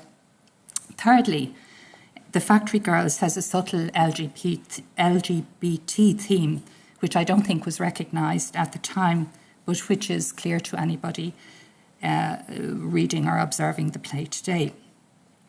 As you remember, it deals with the threat of redundancies and short-week contracts to women working in a shirt factory in a Donegal town, and with their attempts by staging a sit-in to protest against and stop the change. I think it ends ambiguously, but they more or less fail. So the play charts real history in Donegal, where the textile industry, first linen, then shirts, then fruit of the loom, collapsed, creating unemployment, forcing emigration, creating the forgotten and oppressed society which Donegal sees itself to be. I quote from the play. We ring Andy Bonner at the union. He thanks us for ringing. I can't do a Donegal accent. He thanks us for ringing, and he rings Dublin. Dublin says, where? Donegal. Donegal. Dublin gets a map of Ireland, looks for Donegal. Jesus, that's it. The jiggledy-piggledy bit at the top of the country. They think we dropped off years ago. The play predicts the sad future in store for Donegal. Not much has changed, or it's changed for the worse in 40 years. If I mention to a Dubliner that I'm going to Donegal, a still quite common response is, God, that's very far away, as if I were going to the North Pole or somewhere. They never say that about Kerry, which is where I also go, and which is actually considerably farther away than Donegal. Distance is in the mind as far as space and time are concerned. Well, now I say it doesn't seem long since I saw the play during its first run in the Peacock in March 1982. Actually, it does seem, I just wrote that, but it does seem quite long. However, I remember sitting in the theatre with a group of friends who were also Frank's friends, mostly women. I don't actually remember who they all were, but they probably included Catherine Fahey, Catherine Redmond, Catherine Bunyan, and a few other Catherines. There were a lot of Catherines in Frank's life. I'm not a Catherine, but Catherine and I have been friends since 1972. I'm representing the oldest stratum of Frank's friends here, I think, apart from, of course, possible exception of his brother and family. I've known him for a very long time. We were classmates here in Belfield, both studying what was then called Pure English in Group 4. Group 4, as it was constituted in 1972, between 1972 and 1974, when we graduated, consisted of 7 girls, 1 Catherine and various others. I think 1 or 2 of them might be here. Yeah, Isha Dhuibhne. And 1 boy, Frank. It was inevitably a tight-knit group, since we were together in that little bunch of 8 for half of all our classes over the 2 years, which took place mainly in the iconic J207, which I think looked different then from what it looks now, but I'm never quite sure if they changed it in some way. Were we the wisecracking, quick-witted, smart-talking people coming out with sharp one-liners every second, like the Factory Girls? No.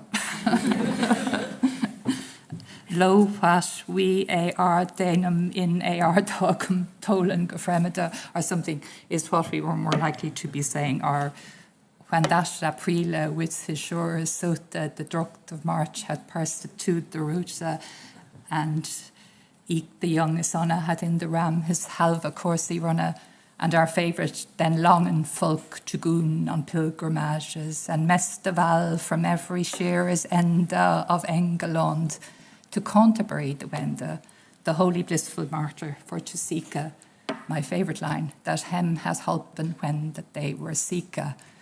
The way Chaucer can come from the sublime to the ridiculous is something which I think Frank is pretty good at as well. Things like that. No, we weren't so good at the one-liners, but the master of the one-liner was Frank himself, then as now.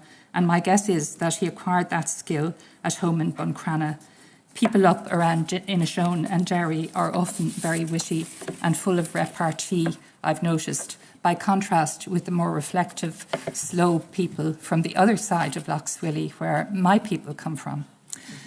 We're more Daniel O'Donnell and they're more the Jerry girls.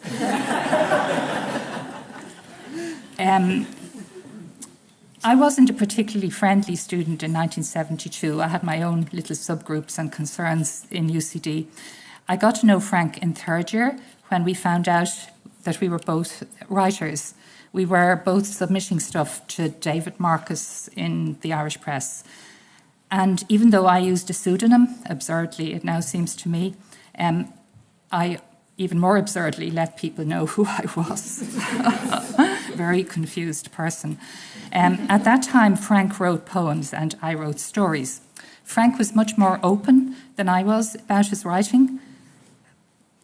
Yeah, maybe because he was male and the context felt different for a girl back then.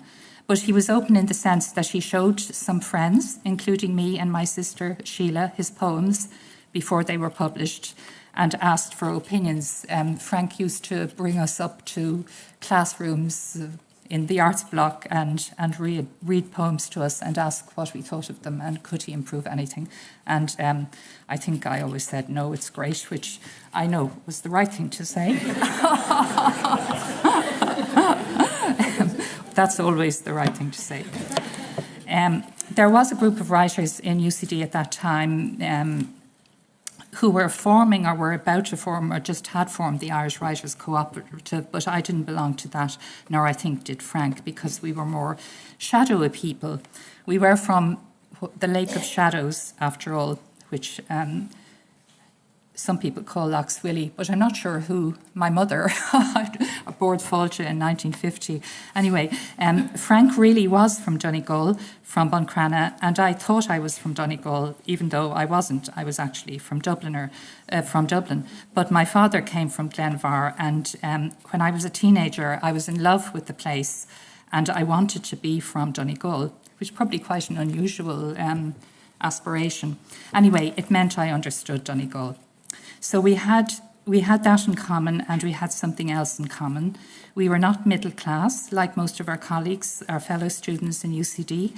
Frank and I were both beneficiaries of the student grants, which had been introduced in the late 1960s.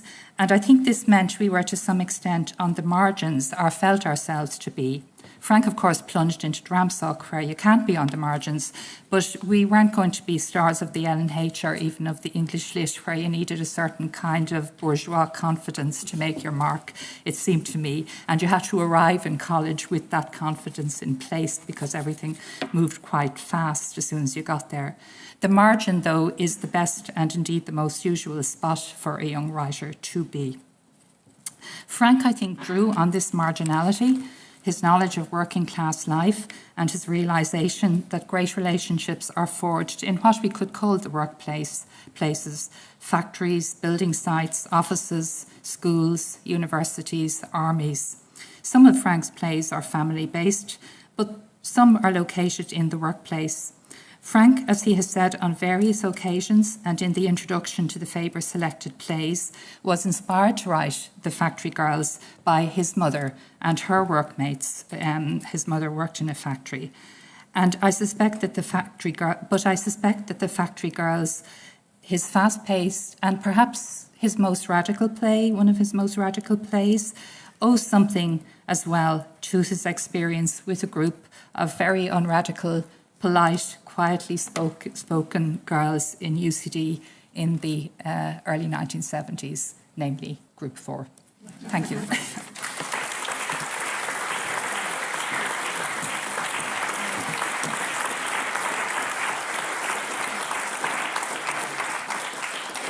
Okay, our last speaker is our own Associate Professor PJ Mathews, who is in the School of English, Drama and Film.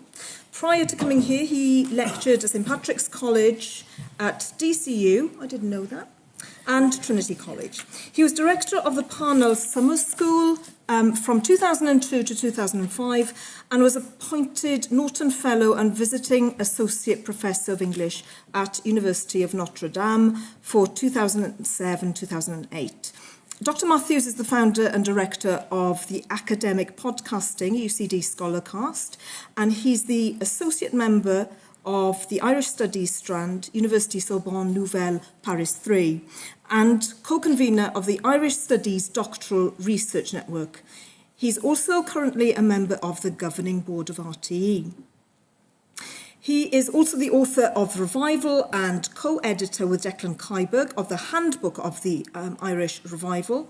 He has written widely about revivalist and 20th century Irish drama and cultural history, and he has also been Frank's neighbour in the corridor for the past over 10 years, haven't you? Yeah. Okay, PJ. Thank you.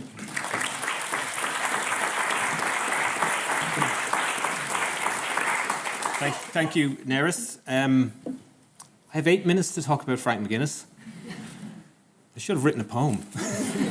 An epic poem, of course. It's been a great blessing to know and work with Frank McGuinness during my time at UCD. Over the last years, I've known him as a playwright and artist, as a colleague, as Nerys says, as my next-door neighbour in office terms, a co-teacher, a confidant, a collaborator, an advisor, and a merrymaker, and the best and most generous of friends any person could be lucky enough to have. Frank's career and achievements are immense and monumental. The range and breadth of his creative output is quite simply staggering, as testified by our colleagues earlier this afternoon in the first panel. He is the complete writer, daring, inventive, restless, always breaking new ground.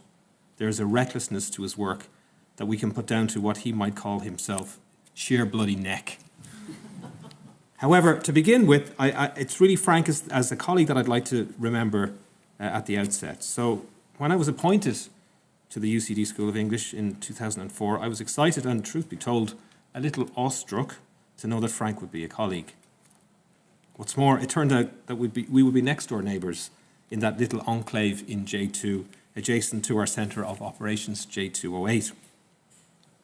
Over time, Frank and myself would co-teach a number of theatre courses on the MA in Anglo-Irish Literature and Drama, one of the most stimulating and satisfying collaborations during my time at UCD, and I'd like to think that our particular concerns and strengths complemented each other. Both of us interested in theatre in all its creative potentials as a form, but also in its impact in the real world as an agent of change and even revolution. Both of us coming at those questions from different directions, but meeting happily somewhere in the middle. Looking through some old files the other day, I found a course description written in Frank's distinctive handwriting from a number of years back, which reads as follows. This course examines key texts in the history of Irish drama. Each play represents a decisive shift in the perception of what Irish dramatists could achieve on stage. The course sees the development of Irish theatre as a series of revolutions rooted in the changing craft and politics the writers created in their work to produce a body of destabilising and subversive texts, imagining and reimagining their society and its crisis of identity, belief, and sexuality. An unashamedly author-centric view of the world, I think you will agree, but how could it be any other way? If anything, this course description captures the legendary clarity and incisiveness of his teaching as informed by his own art and stagecraft, as testified to by generations of former students so blessed by the unforgettable and transformative experience of a Frank McGuinness seminar, many of whom are in the room this afternoon. Over the years, Frank and myself have cooperated on a number of projects, initiatives and events, and I've no doubt that countless colleagues in UCD, English Drama and Film, in the wider university and in institutions further afield will attest to the same.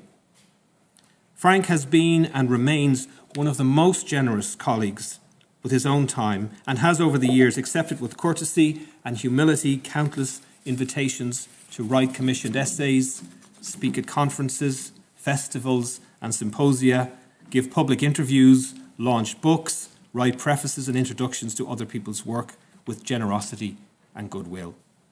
Most recently, I'm grateful to Frank for speaking as guest writer at the Yeats Winter School in Sligo, and I'll always be grateful to him for agreeing to record one of the earliest podcasts for UCD Scholarcast. I'm in no doubt that his contribution at an early stage helped build crucial momentum for such a fledgling initiative over a decade ago. And I know that many of us in the room, academics, writers, actors, directors, could tell of similar selfless interventions that Frank has made on their behalf over the decades.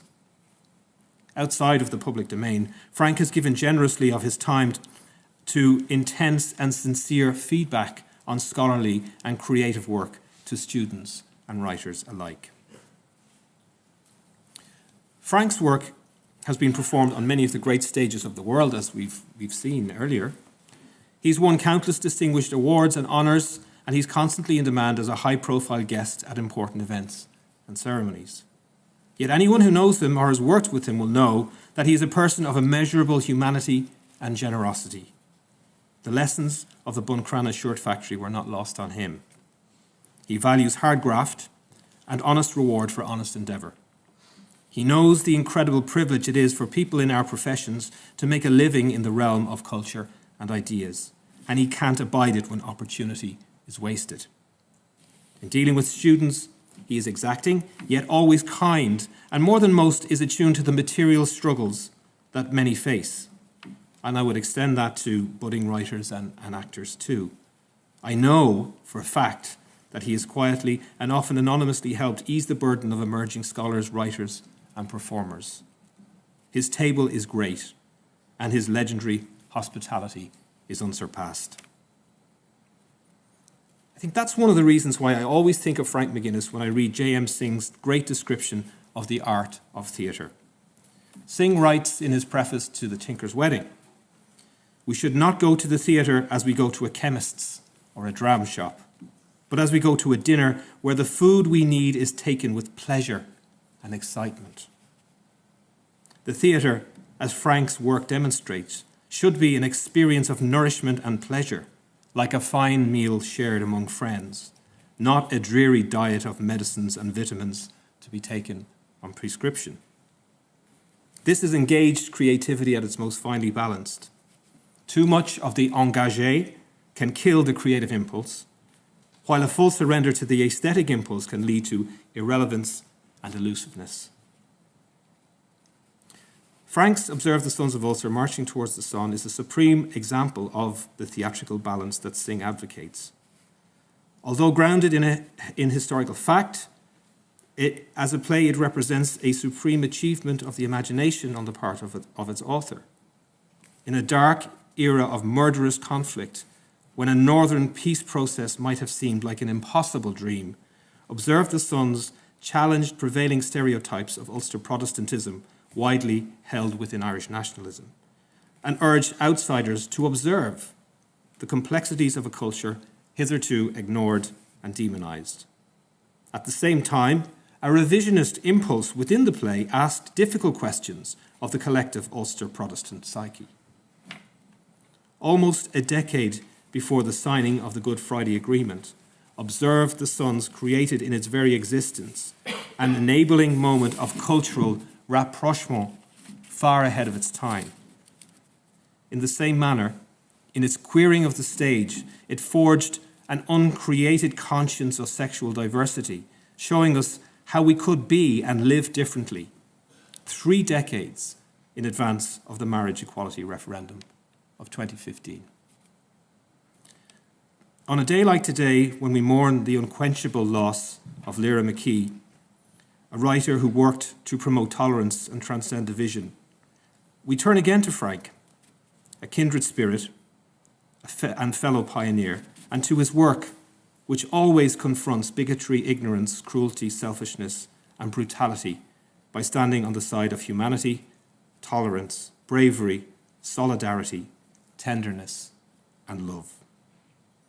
At the heart of his great Ulster play is an astute understanding that its historical moment, like all others, was full of contradictory tendencies and energies.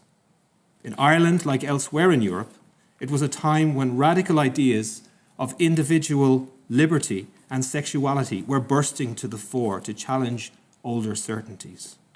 Yet it was also a period marked by a bellowing enthusiasm to express tribal loyalties, to gather round the flag as divisions between orange and green became more pronounced.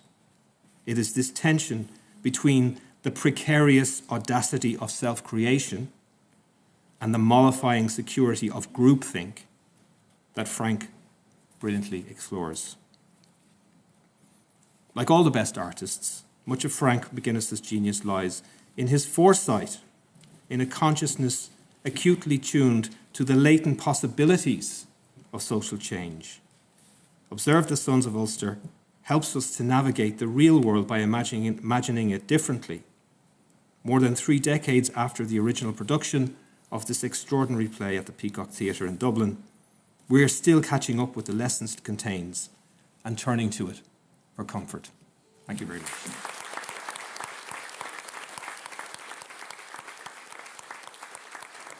Your first acquaintance with the work of Frank McGuinness? Well, Maria. I'll start by saying I was told that I was up for an audition with Carthaginians for the part of Sarah. I knew Frank, but not very well at the time. So this was serious. So I got the script, read it, and I got as far as Éilís' speech, which, if you're aware of it, the opening lines are, "She's dead, isn't she? My wee girl is dead." And I couldn't get any further. 3 times I tried to read the script, and eventually I had to force myself into, bawl my way through Éilís' speech, and then finish the script. So, all fine, going in for the audition.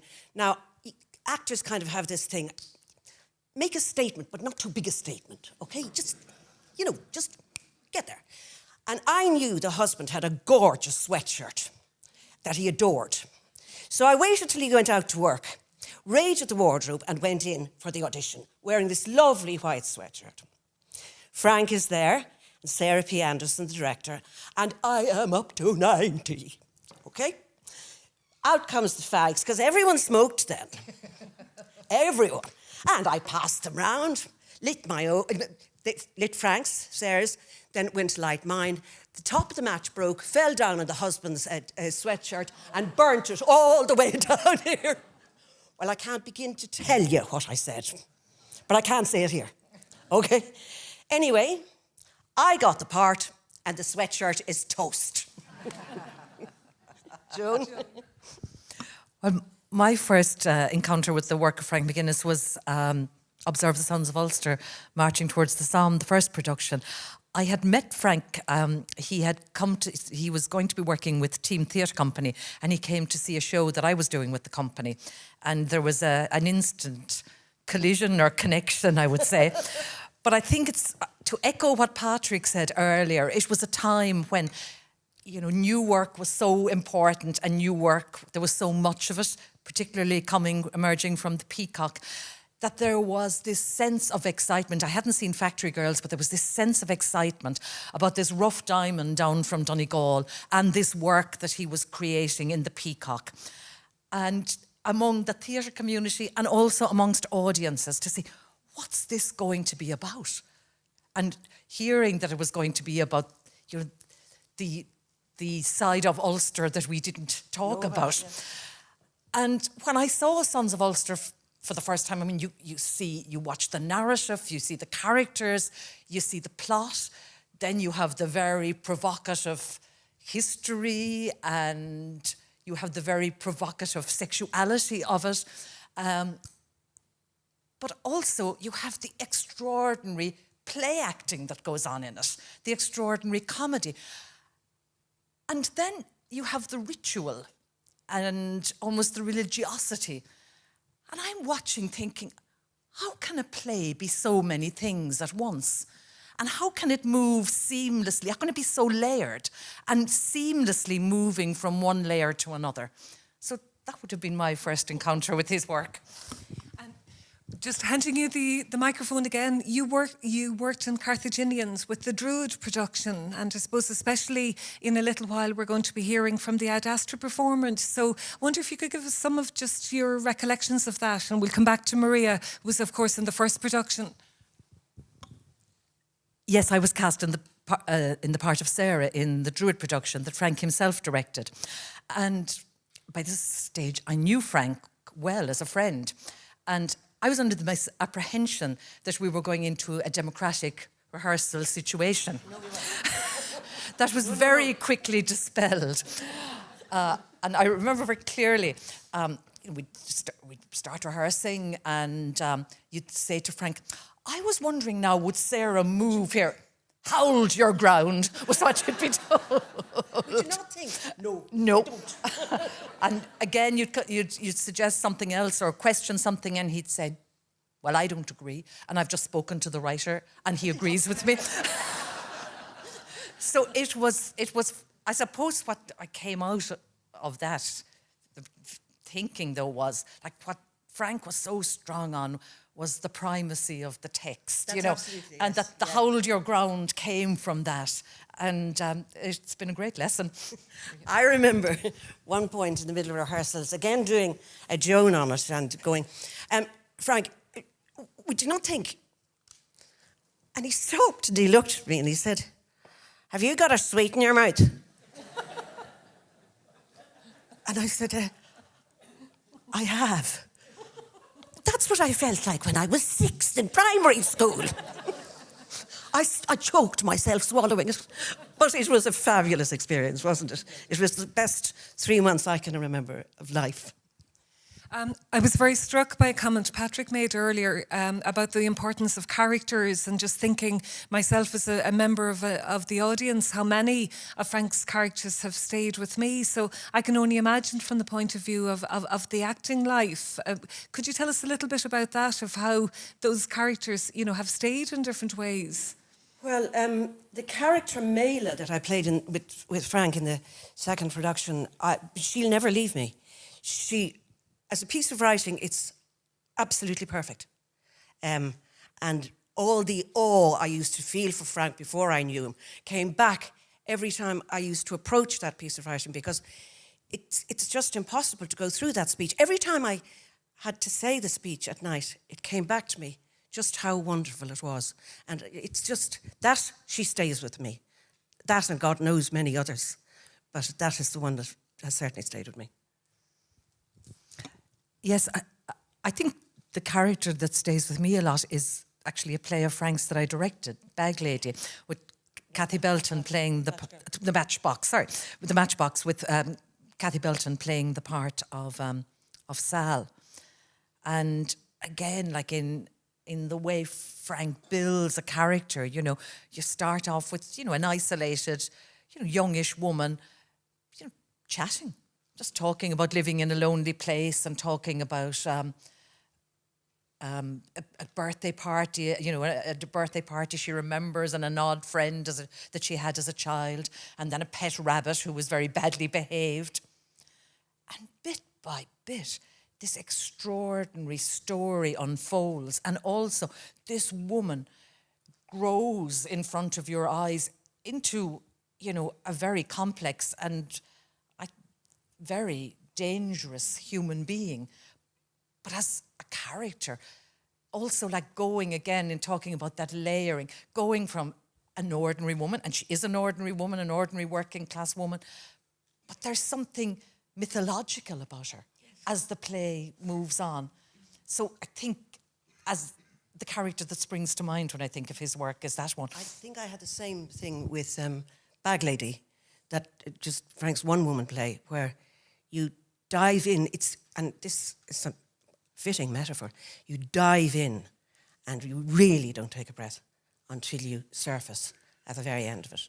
It's the most, again, an amazing piece of writing. The first time I ever played it, I played it in the Focus Theatre, and I would be as close as 2 inches from Shane there, doing these incredibly tough, heart-searing speeches that are like peeling an onion out of emotion.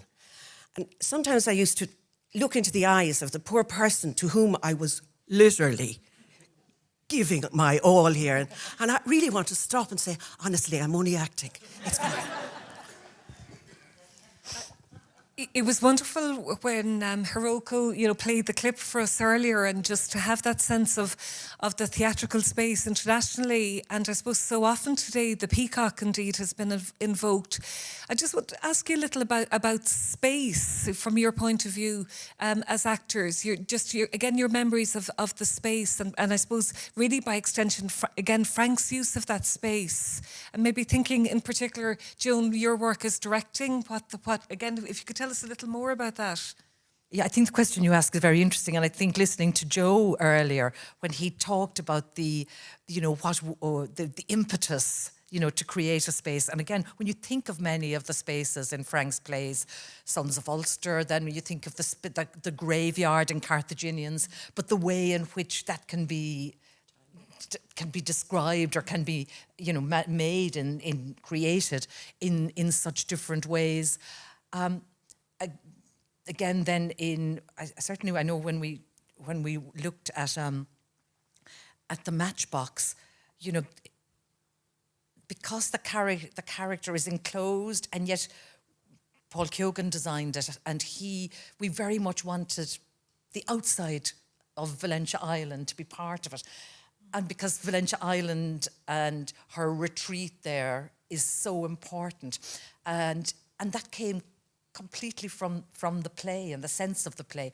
So it was that making of walls, but walls that could become, you were building a house, but walls that could become almost transparent, so that the outside was at all times coming in. And I know when we started rehearsals, I just had one idea of a woman standing at a door, because if I'm from the country, you're always standing at the door, looking out to see what's going to happen. And I think, like Frank's plays, there's something in them that his sense of space, just what you're asking about, is very strong. And well, like Joe was talking earlier in his conversations with Patrick, I think it comes to you very quickly. What's the right space for this play at this time? I'm particularly, I suppose, thinking as a teacher, and just it's so wonderful to have students here who have a sense of Frank's work, but maybe sometimes on the page, rather than performance, and that's why your stories are so powerful in that regard. But to move maybe just in the last couple of minutes, because we only have a few minutes to the realm of the personal. I mean, you both are friends of Frank's. I mean, that's not always the relationship between actor and playwright. So off you go. I'm going to regret this wholeheartedly, okay? But I utterly adore Frank McGuinness. He has been the most amazing friend. He's participated actively and passively in the rearing of my two daughters. I won't go into it, okay? He has just been generous, kind, warm, all of the things that everybody says about him multiplied by 20. I'm so grateful to have him in my life.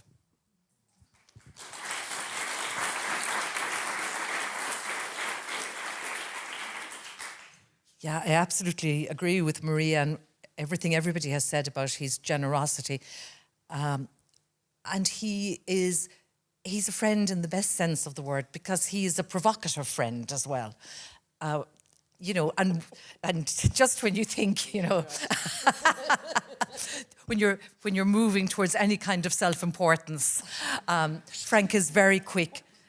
But Frank, like his plays, he understands life on so many different levels, and he knows how to celebrate, he knows how to have fun, but he understands sadness and grief so well. And again, as was talked about earlier, he knows he can't fix it. He can't fix his characters, and he can't fix it for any of our experiences. But his humanity is vast. He's a wonderful, wonderful friend.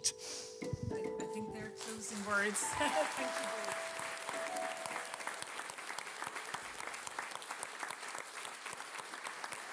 Frank McGuinness was born in Buncrana on the Inishowen Peninsula in County Donegal, and growing up in Southern Ireland's most northerly county and not far from Derry has lastingly imprinted his works and provided them with a thematic bedrock.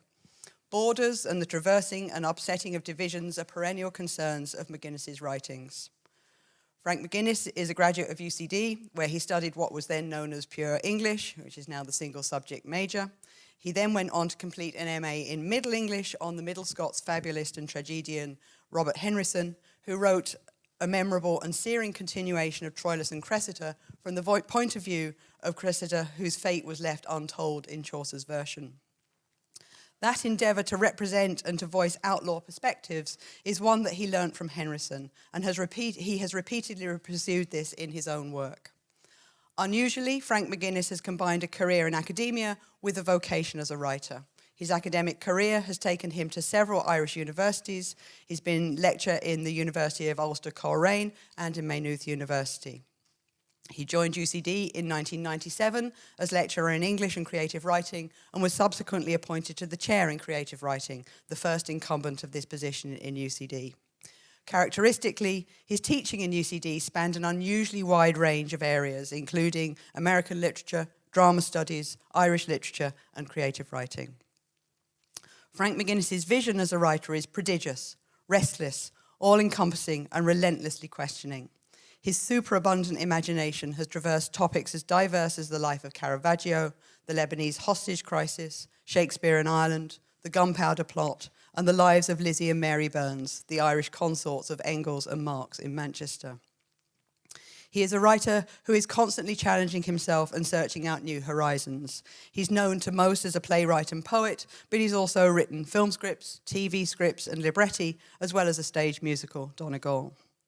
In recent years, he has turned to fiction and written 2 novels and 1 collection of short stories. And amongst that body of work, song and adaptation are the enduring threads running through this body of work. There are few writers who have made such an impactful debut as Frank McGuinness.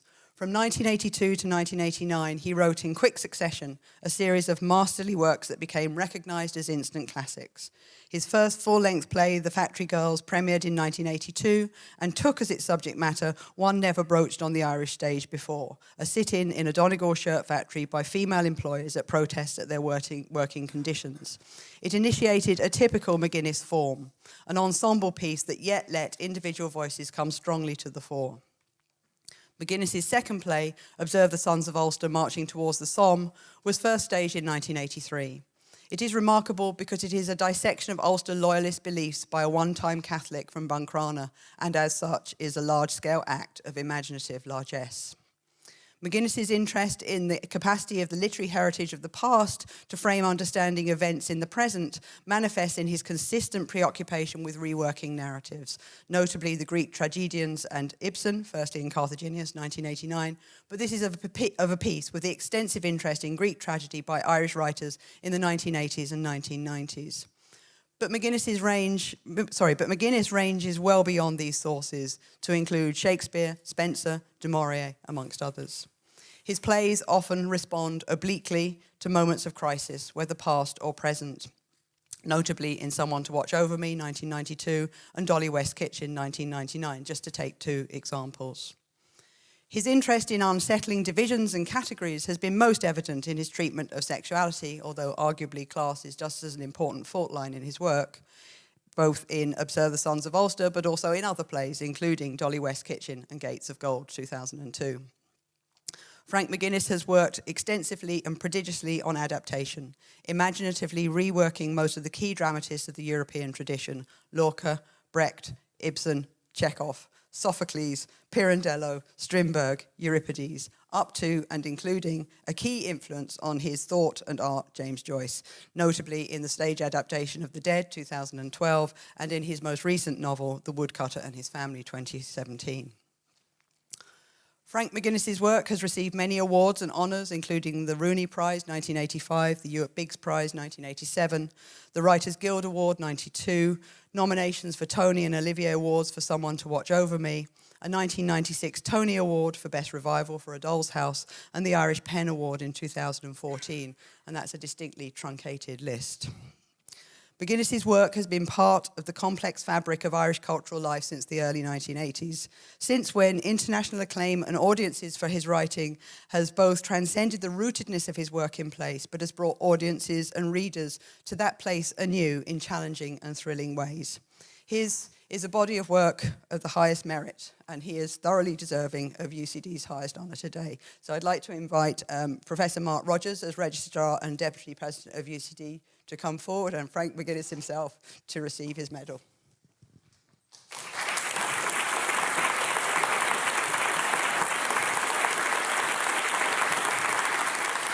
By the authority vested in me by the university, I present you the Ulysses Medal. Thank you, Mark. Thank you, Danielle.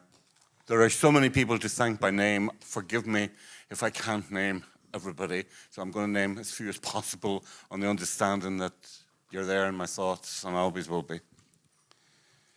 I do thank all concerned for organising this day. My beloved friends, Anne Fogarty, Margaret Kelleher and Danielle Clarke, who are the best of allies and colleagues, as well as the best of women.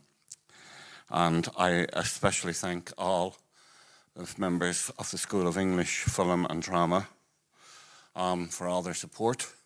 And I thank Éimonn and Rachel for the library exhibition and the work that they put into it. I'm just thinking to myself that I came to Belfield, to UCD, when I was 18 years old in 1971. And I wonder what that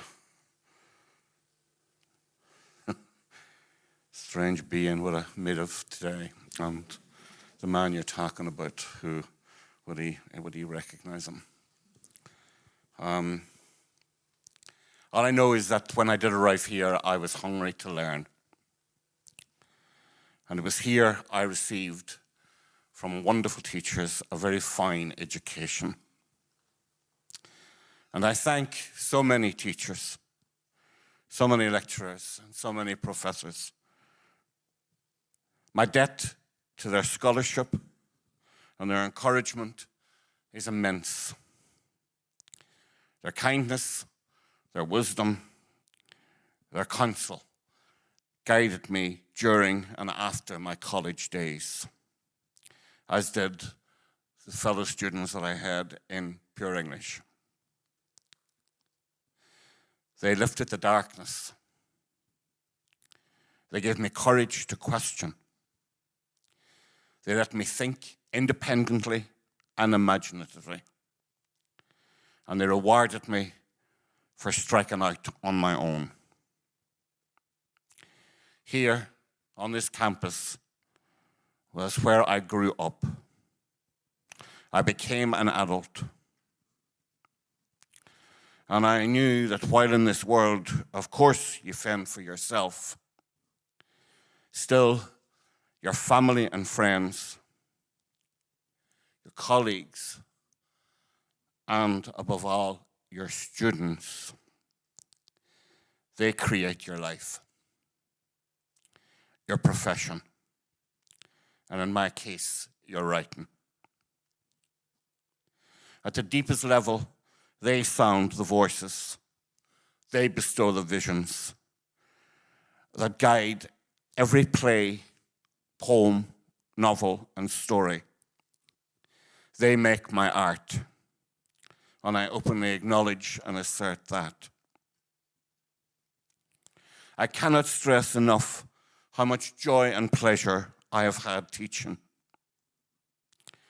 I have been blessed with the best of respected colleagues. I have been honored to share with them the passion and power of our beloved academic subject, English language and literature, with all its glory, gutsiness, its secrets and symbols, the myriad stories, the unwinding yarns that go to make up the complexity of our cultures. I am grateful to all who have aided and abetted me in the acts of sharing our obsessions.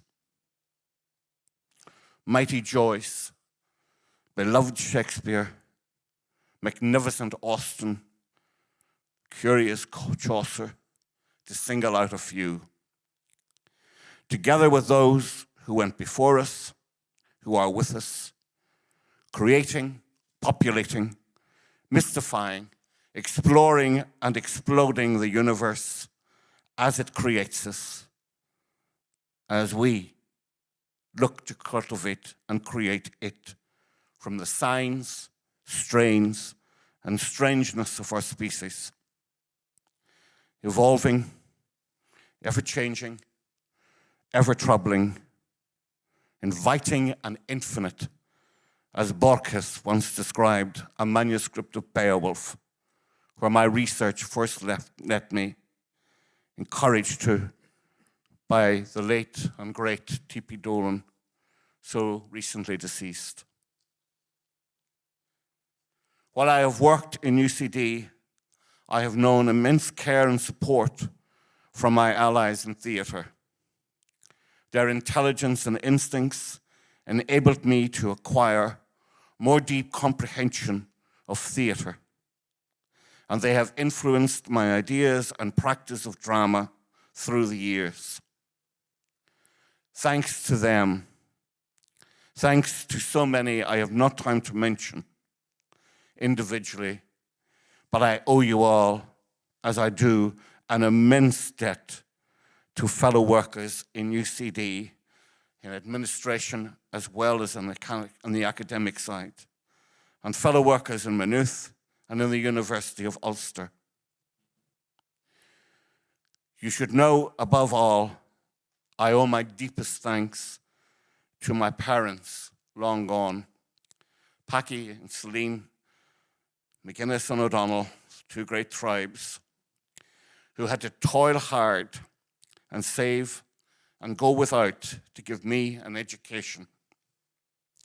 To my dearest brother Shane, to his beloved wife Catherine, my marvelous niece Selina, my most caring cousins, and the enduring friendship of those most dear to me, thank you. And to my partner of more than 40 years now, Philip Tilling, what would I do without you? Thank you. A super day, a true honor. Thank you. Thank you.